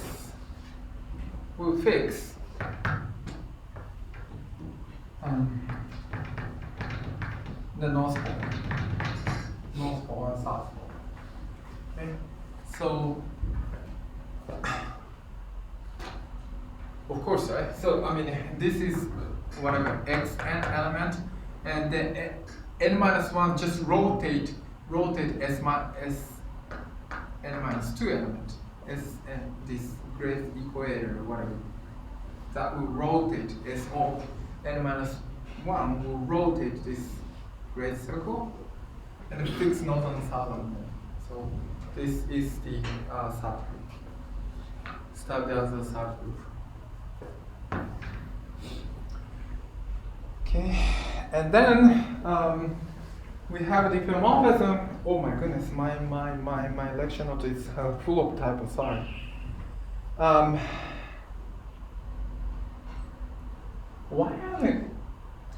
Sorry. So this is GP. Sorry, I call this is GP and the orbit of G. So this is orbit. So I'm sorry. I'm very sorry. GP. In M such that G is, oh my goodness, orbit.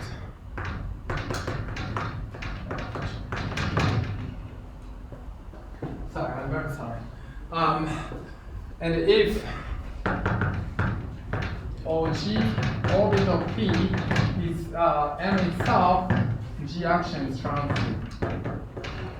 G action is called transitive.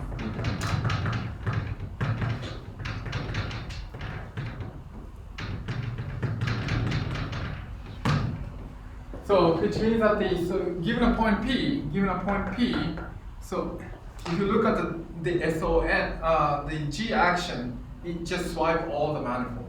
Okay, swipe. So which means that so given a point P and pick any point, another point Q, there is an element such that map P goes to Q. Okay. There is a G. This can be written G times P. So that's if this is the case, it's called transitive. So of course this SON action on Sn-1 is transitive. Any point can connect to, any 2 points can connect to each other by some element of SON. Okay? So therefore it's transitive. And then, so if G action is transitive, G mod GP is isomorphic to M. So this is the isomorphic side.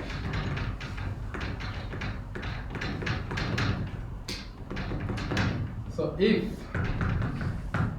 G action is transitive,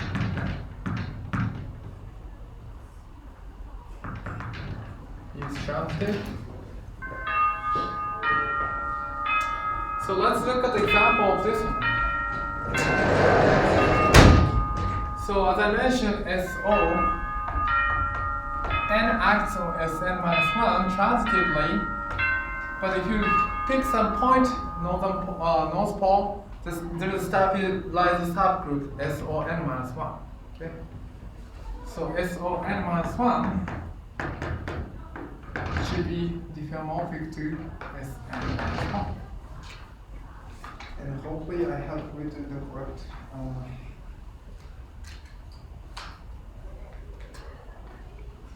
Yeah, I think so. This is the case. So let's look at some example. Let's look at the S2.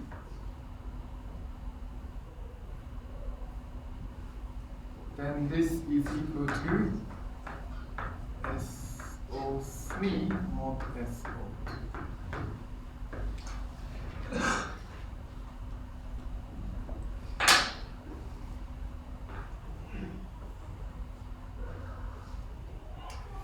And this is very important example indeed.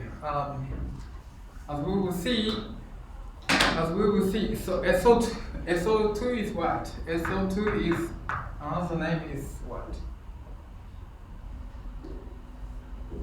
SO2 as a manifold, what's SO2? S1, good. So this is S1. SO3, another name is RP3. Okay, RP3.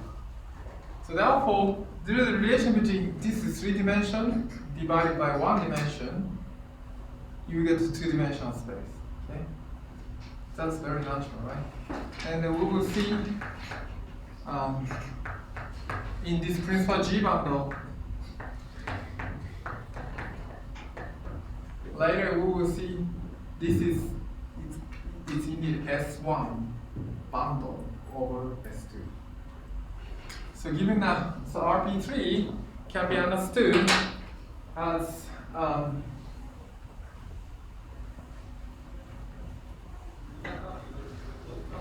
so RP3 can be understood as a sphere S2,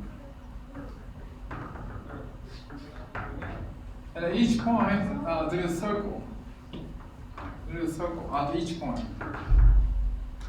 But this circle, so as you know, so you can do this stereographic projection. So you can just define, essentially S2 is the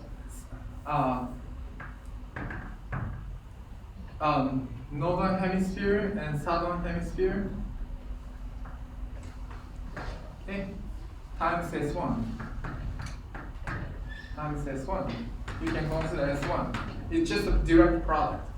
Okay? You have just direct product. But when you group them together, in the equator, so this, so you have essentially, so this is equator times S1 gives you some torus. Okay, you understand what I mean? This equator, and just look at this equator S1 and this another 5 S1. And the same thing happens in this equator. When they group them together, solid torus, okay, as torus, you have non-trivial grouping. So you can identify. So for instance, you can have you can identify this. The torus is just identify. And another copy of torus. They have another copy of torus. But however, there is a non-trivial map between them. Okay? So you can have, if you identify them together, trivially you get S1 cross S2. So you just have a direct product. But you can have non-trivial grouping between these solid torus. That will give you so-called S1 bundle. That will end up with RP3. So non-trivial grouping is indeed, we will see. This will actually corresponds to SL2Z element T transformation. And I'm not gonna. It's very interesting to see.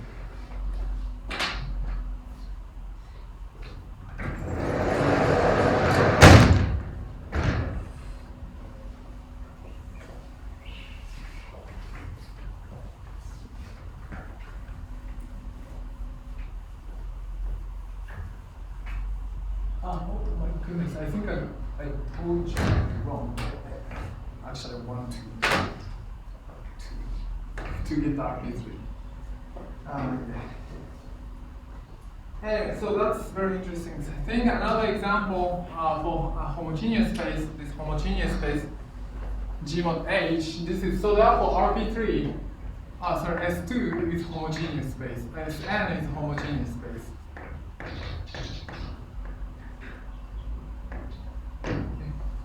Another example is CPN. So CPN is indeed given by Sn plus S2n plus 1 divided by lambda z e to the r z. This is the identification. Of course, z is Sn S2n plus 1 is indeed given by and z inside Cn plus 1 such that, and you identify E1. And since, so this is the Hermitian metric. With respect to Hermitian metric, So UN acts, oh my goodness, I told you wrong, oh yeah. UN plus 1 acts on Cn plus 1. Okay. However, there's a point in, essentially what we look at the point is indeed, point in CP1 is inside its complex line inside a Cn plus 1. And the stabilized subgroup, there is a stabilized subgroup that fits this subspace C. That fits the subspace C. Therefore, Cpn plus 1, Cpn is indeed Un that transitively acts on the Cpn, but there is stabilized subgroup is, n plus 1. N plus 1 is that actually beats the subspace or point in Cpn as it is. That's a stabilized subgroup. So therefore, Cpn is also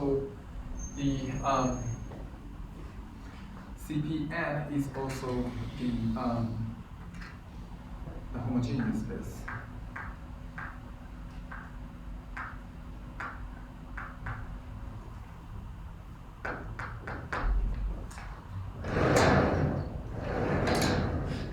That's another example.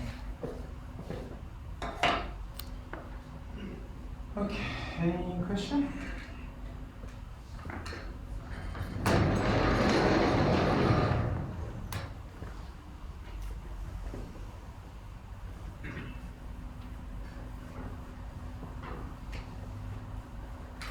Of course, you can have the similar construction for RPN. So you can, well, the reason why is CPN is the, I mean, you can connect the same. So RPN is ON plus 1 divided by ON times O1. And we already know as ON plus 1 divided by ON is N, right? And divided by ON, O1. O1 is Z, Z2. Okay. Do you understand what I mean? So ON plus 1 mod ON is the same as, I mean, so you have, so here ON is just a 2 copy of SON plus union between minus 1 diagonal minus 1 1 times SON. You have a two disjoint union depending on determinant, plus 1 minus 1. Okay. And then, so if you do the quotient space, it doesn't matter. So therefore, so this ON plus 1 mod ON will give you SN, and there's another copy O1. O1 is just equal to the same as Z2. So SN mod Z2 is RPN. And this is also a homogeneous. Okay, let me move on to vector bundle. Now it's getting a bit more interesting and more sophisticated. So now we're talking about vector bundle.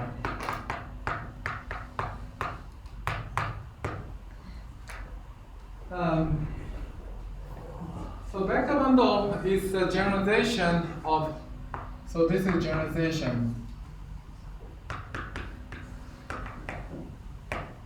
of tangent and the cotangent bundle.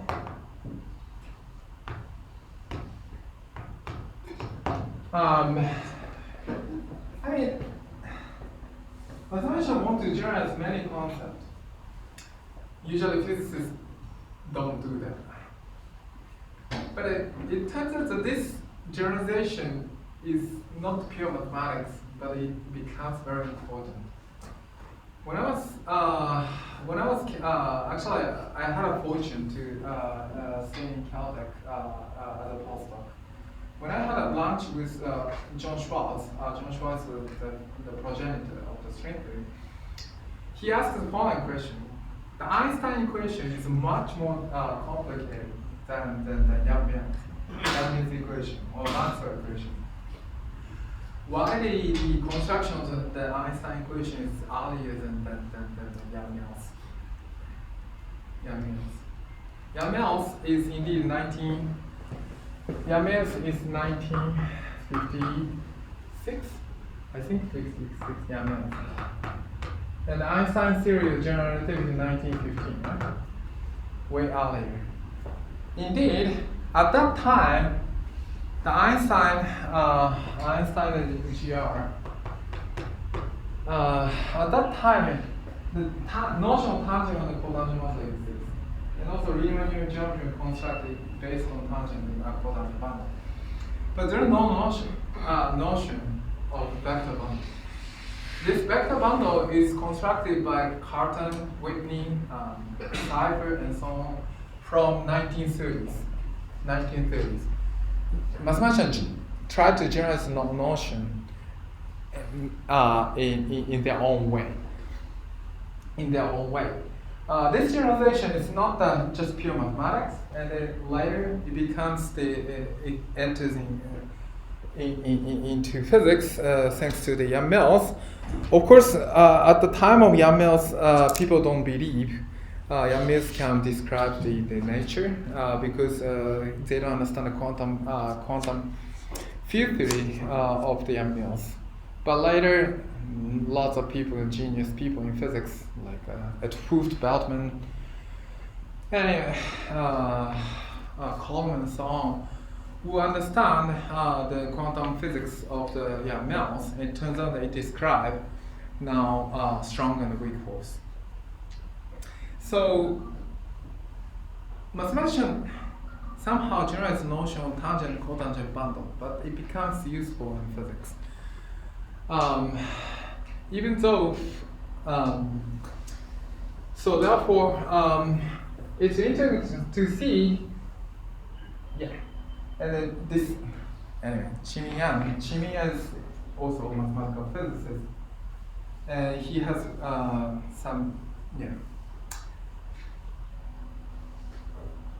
he's one of the person who tried to connect math and physics. And that's what we're going to learn. Some generalization of the notion of tangent and cotangent bundle become very useful. So the notion of vector bundle and the connection and so on are constructed lots of people. Cartan, Whitney, Seifert, I don't remember the name and so on. And then it's going to be very, very important. Let's do that. So the vector bundle rank 1 is the following. So E and M are smooth manifold.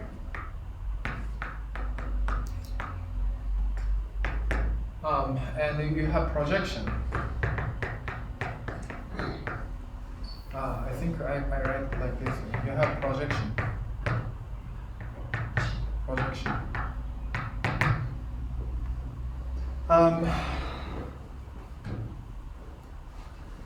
And then, so E is the vector bundle of rank R. Is the pi inverse of P is, I call it EP, that is the asymptotic R to the R. Or more precisely, R-dimensional vector space.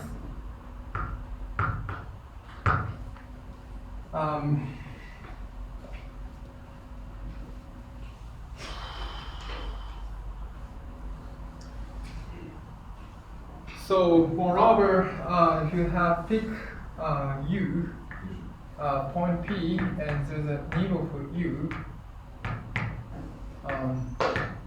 inside M, such that the pi inverse pre-image U is indeed the isomorphic, so the diffeomorphism called I call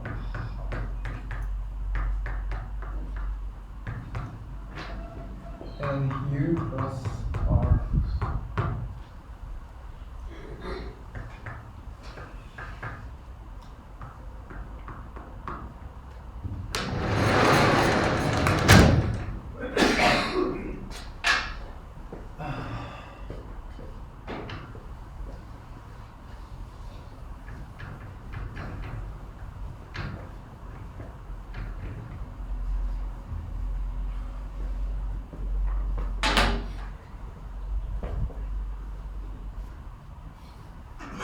Okay.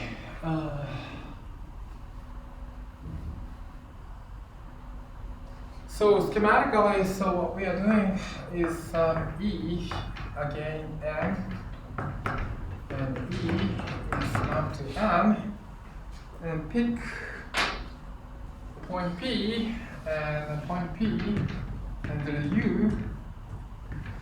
here, and its pre-image is this one. Pre-image this one. This is pi inverse of U. Is the just we call it E. And at each point, so this fiber, it's called fiber. So the EP is isomorphic to RP, R to the R. That's the case. And so therefore, EU is indeed diffeomorphic to U plus R.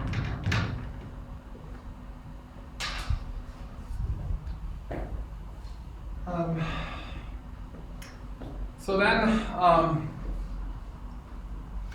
so this projection P1 is just a projection for first component. So that at each point you just project to the origin point. That's the projection. Just projection. P1 is just projection to the U.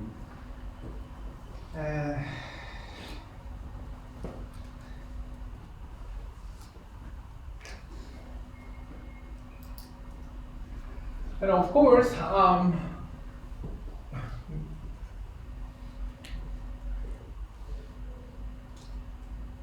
so the simplest example of the vector bundle is n cross r to the r. Okay, it's just a direct product. That's called trivial bundle. It's called trivial bundle.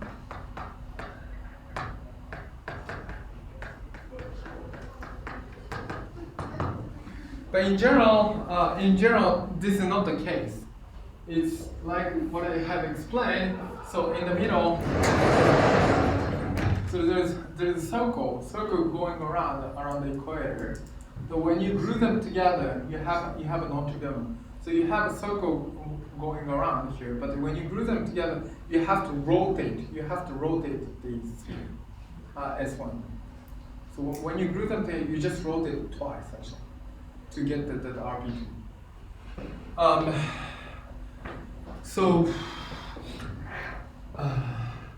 And RP3, sorry. So likewise, so when you glue them together, so you have another copy of trivialization. So this T, so this diffeomorphism is called T. The reason why I call T is called trivialization.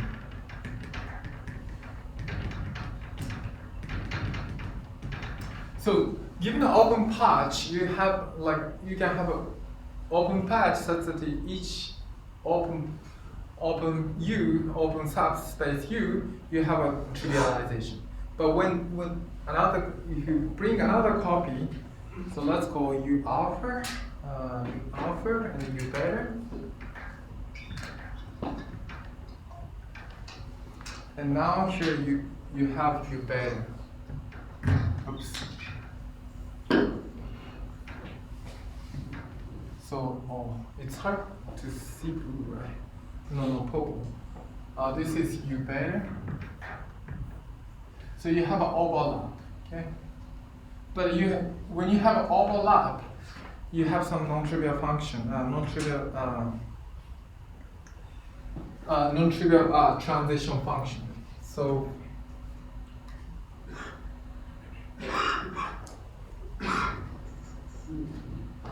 this EP, sorry, so let's take, so this is called fiber, or fiber. This EP is called fiber, this M is called base, this is called base manifold, and this is manifold, and this is vector bundle of rank R. Okay? And then transition function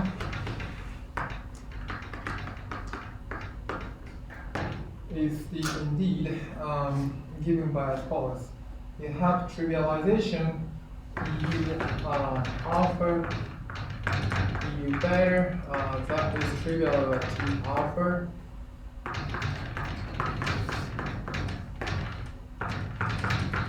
Better. Okay, and but you have some non-trivial gluing like a manifold between these overlapping region. So that's T beta inverse, and T alpha is the overlapping region. U alpha.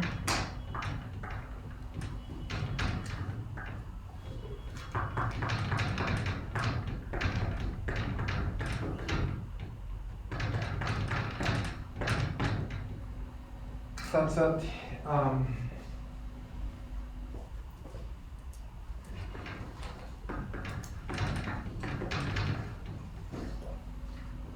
you have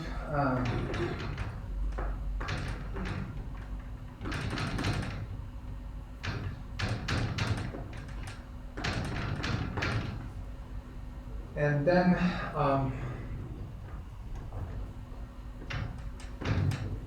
so this phi alpha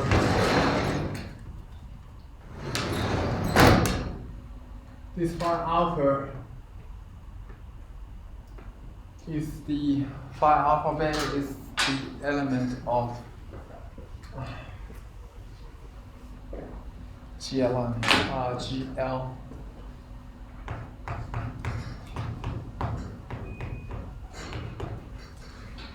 So in other words, it's just a linear number.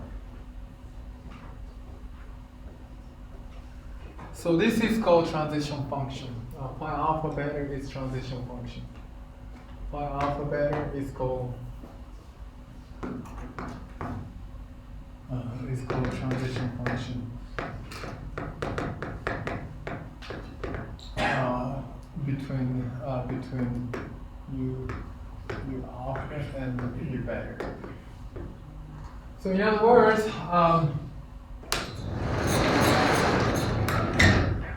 so at this the overlapping region. So at this overlapping region, okay. So when you have move from one orange trivialization to purple trivialization, the fiber is somehow shifted by GLR, matrix GLR. GLR.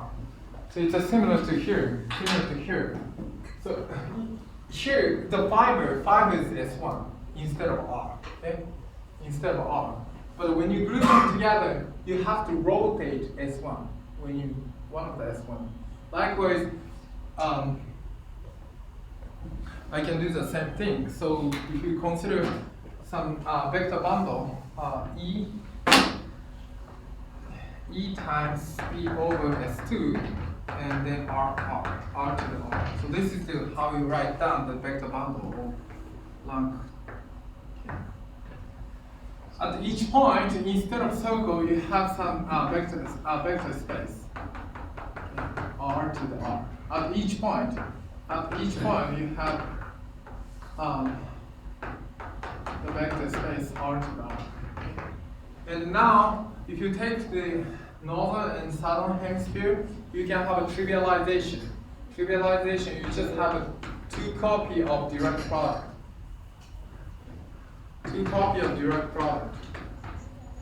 But when they group them together in the equator, okay, the fiber at this point and fiber at this point is transformed by G, the matrix R by R matrix, invertible R by R matrix. I mean, the element of GL R, or phi alpha beta. That is phi alpha beta. And then that also would be smooth when you vary around the equator. Okay? This phi alpha beta depends on Q. Q is indeed this equator. Okay? Q is the point in this equator. So when they glue them together on this plane, so you have to have some non-trivial matrix to glue them together. So you have to fit by linear map. So instead of identical maps, by linear map you just have somehow linear. You have a linear transformation and glue them together. Then you get the non-trivial vector bundle.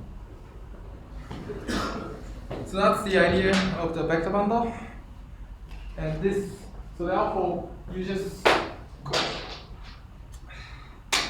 go from one to the other. You have to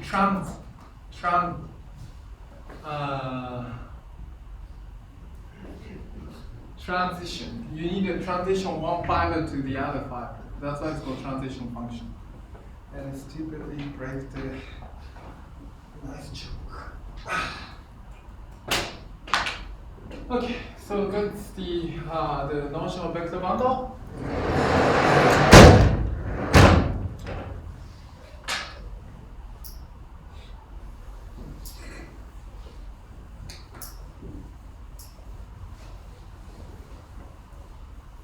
Minutes left. I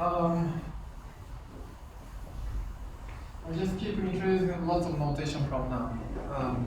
Lots of notation definition.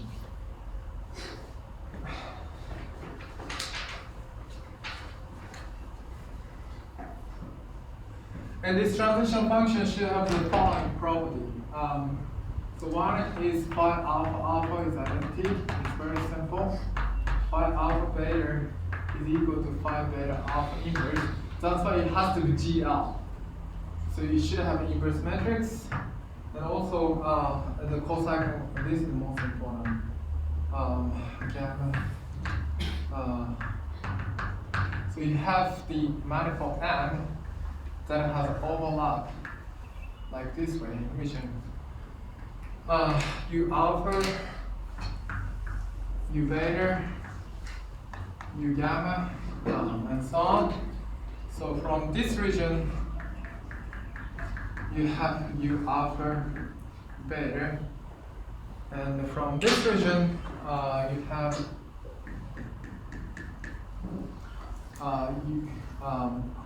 phi beta gamma, and then this region you have phi gamma alpha, and then all of matrix,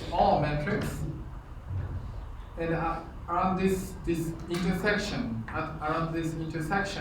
so this times this one. If you move around the back, you should get one. So this is called the cocycle condition.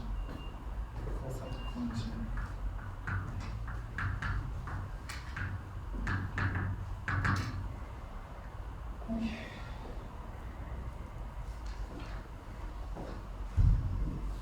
So this transition function indeed groups the trivial bundle over each open patch together.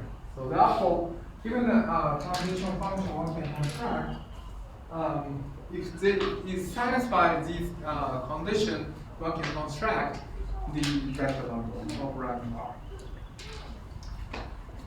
Okay. And in particular, when R is equal to 1, it's called line bundle. The reason is clear. If R is 1, it's just line. It becomes line. At each point, it's just R. R lives. At each point, you have a line. Okay. So one construction of the example is as follows.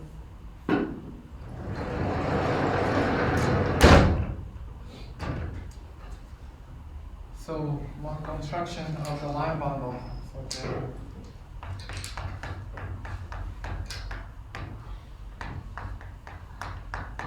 Or it's called topological.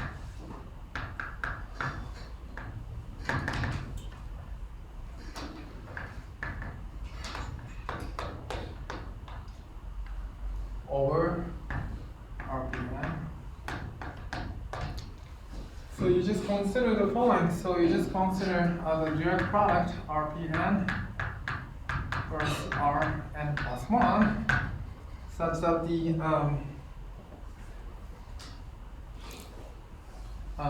line bundle is living on here such that the L is equal to x0, x1,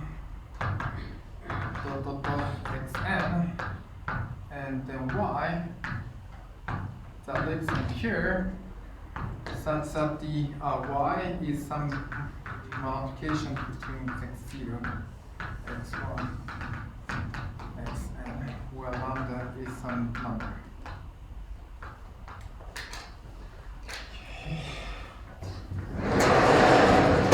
So this is called Hopf line bundle, or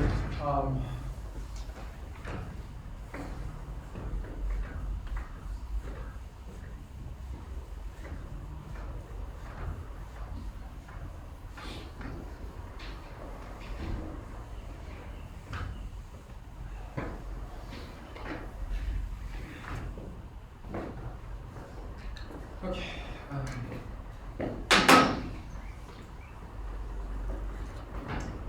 So RP, for instance, RP2 is just given by sphere. Okay, it's a bit strange sphere, but okay, let me withdraw.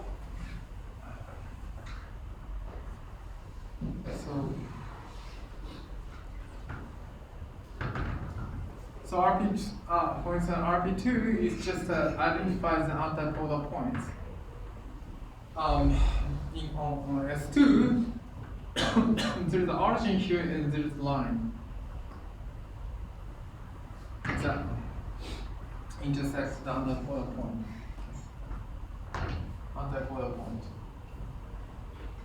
And then what we have done is you just identify this point. At each point, you have a line, right? You have a line. And to put the line, each point you put the line that along that on which the point lives. So therefore, this point is indeed let's go in turn RPN. This point is indeed x0, x1, xn. Okay. And the point y is just a multiplication of this x0, x1, xn. Okay. When lambda varies, it just moves along this line. So therefore, in RPN, so given a point here, you just given a point here, whichever is okay. There's a line that intersects with origin. And each point you put that line. Okay? At each point of RPN, you just put the line between point and origin. That will give you line bundle. That's called Hopf line bundle or topological line bundle. It's called line bundle. And then if you look at the transition function, you can just have the following. So RPN UI, so open touch, you did the exercise. UI is some point x0, x1, xn such that xi is non-zero. You can have the open patch like this way. Then the trivialization Ti such that the so let's go here. So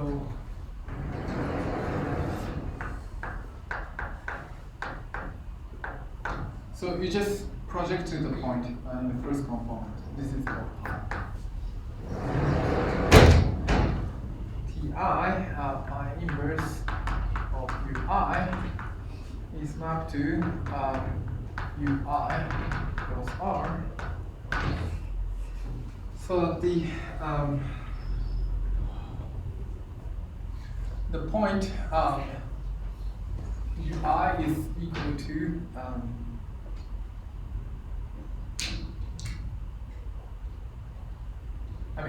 x, sorry, so the x point y is mapped to, okay, maybe I should write down in the following way. So the x0, x1, so the xn and the y is mapped to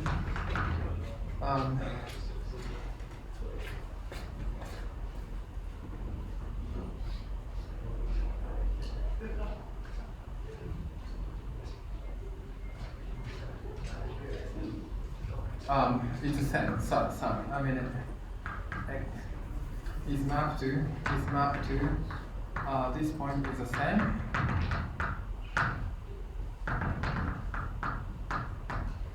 Okay, maybe I think what I said is a bit strange, but anyway, but put I component, yi component. So since y is proportional to lambda times this point, you just pick i's component of x, i's component y coordinate, and you just do.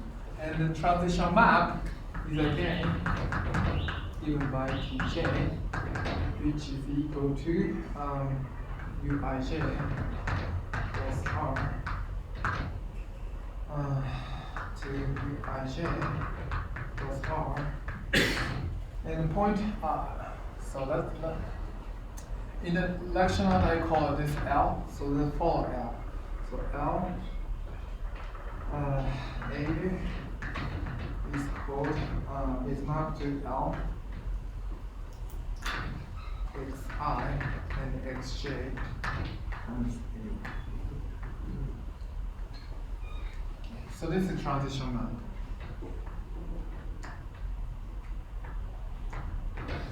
Becomes transition. Okay. So in the case of RP2, so let's recall. Okay, I don't think I have so much time. RP, let's go n equal to 2 case. N equal to 2 case, then this becomes x2, and that's. So just write down the coordinate. It's a bit so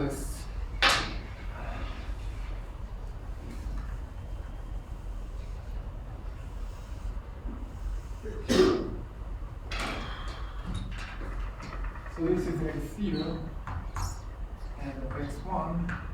Sorry. Maybe I should call x0, x1, and x2. Okay.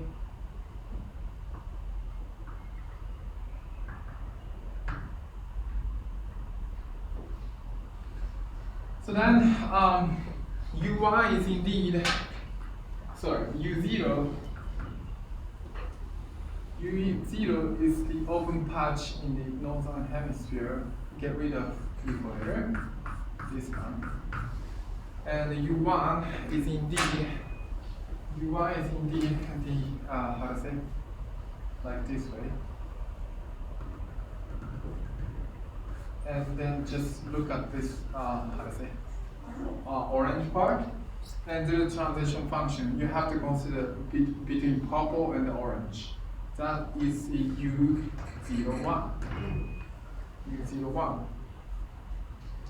And then trivialization is always projected to the y. From here, for purple one, you have to use the line, the pick a point. Okay, let's see. Unfortunately, I don't have so much color.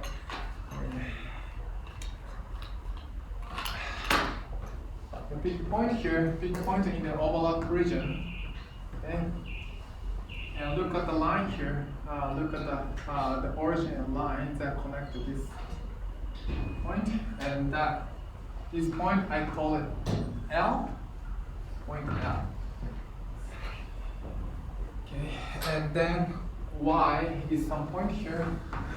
Y is some lambda times L.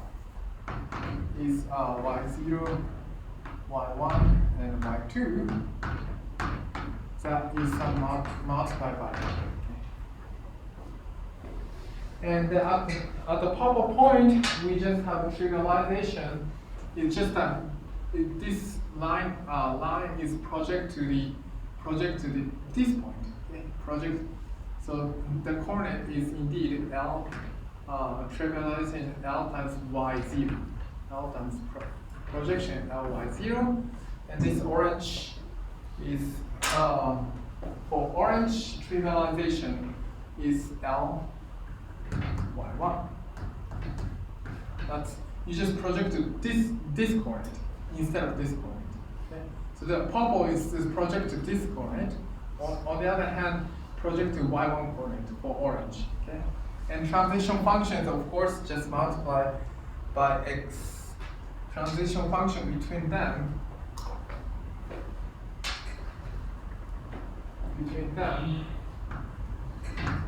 is just given by L stays the same, but okay, phi 01 is of point L is indeed given by x0 divided by x1.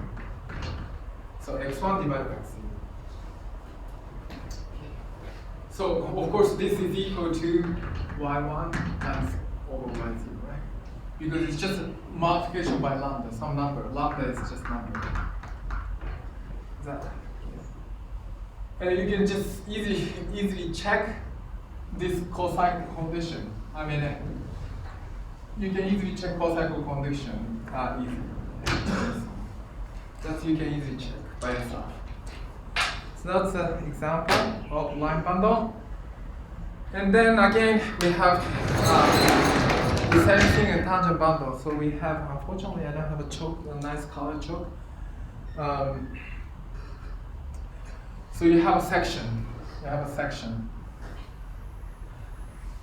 So given the projection to the section S, such that the S dot composed of pi is equal to identity on this equal section. Okay. Let's stop here.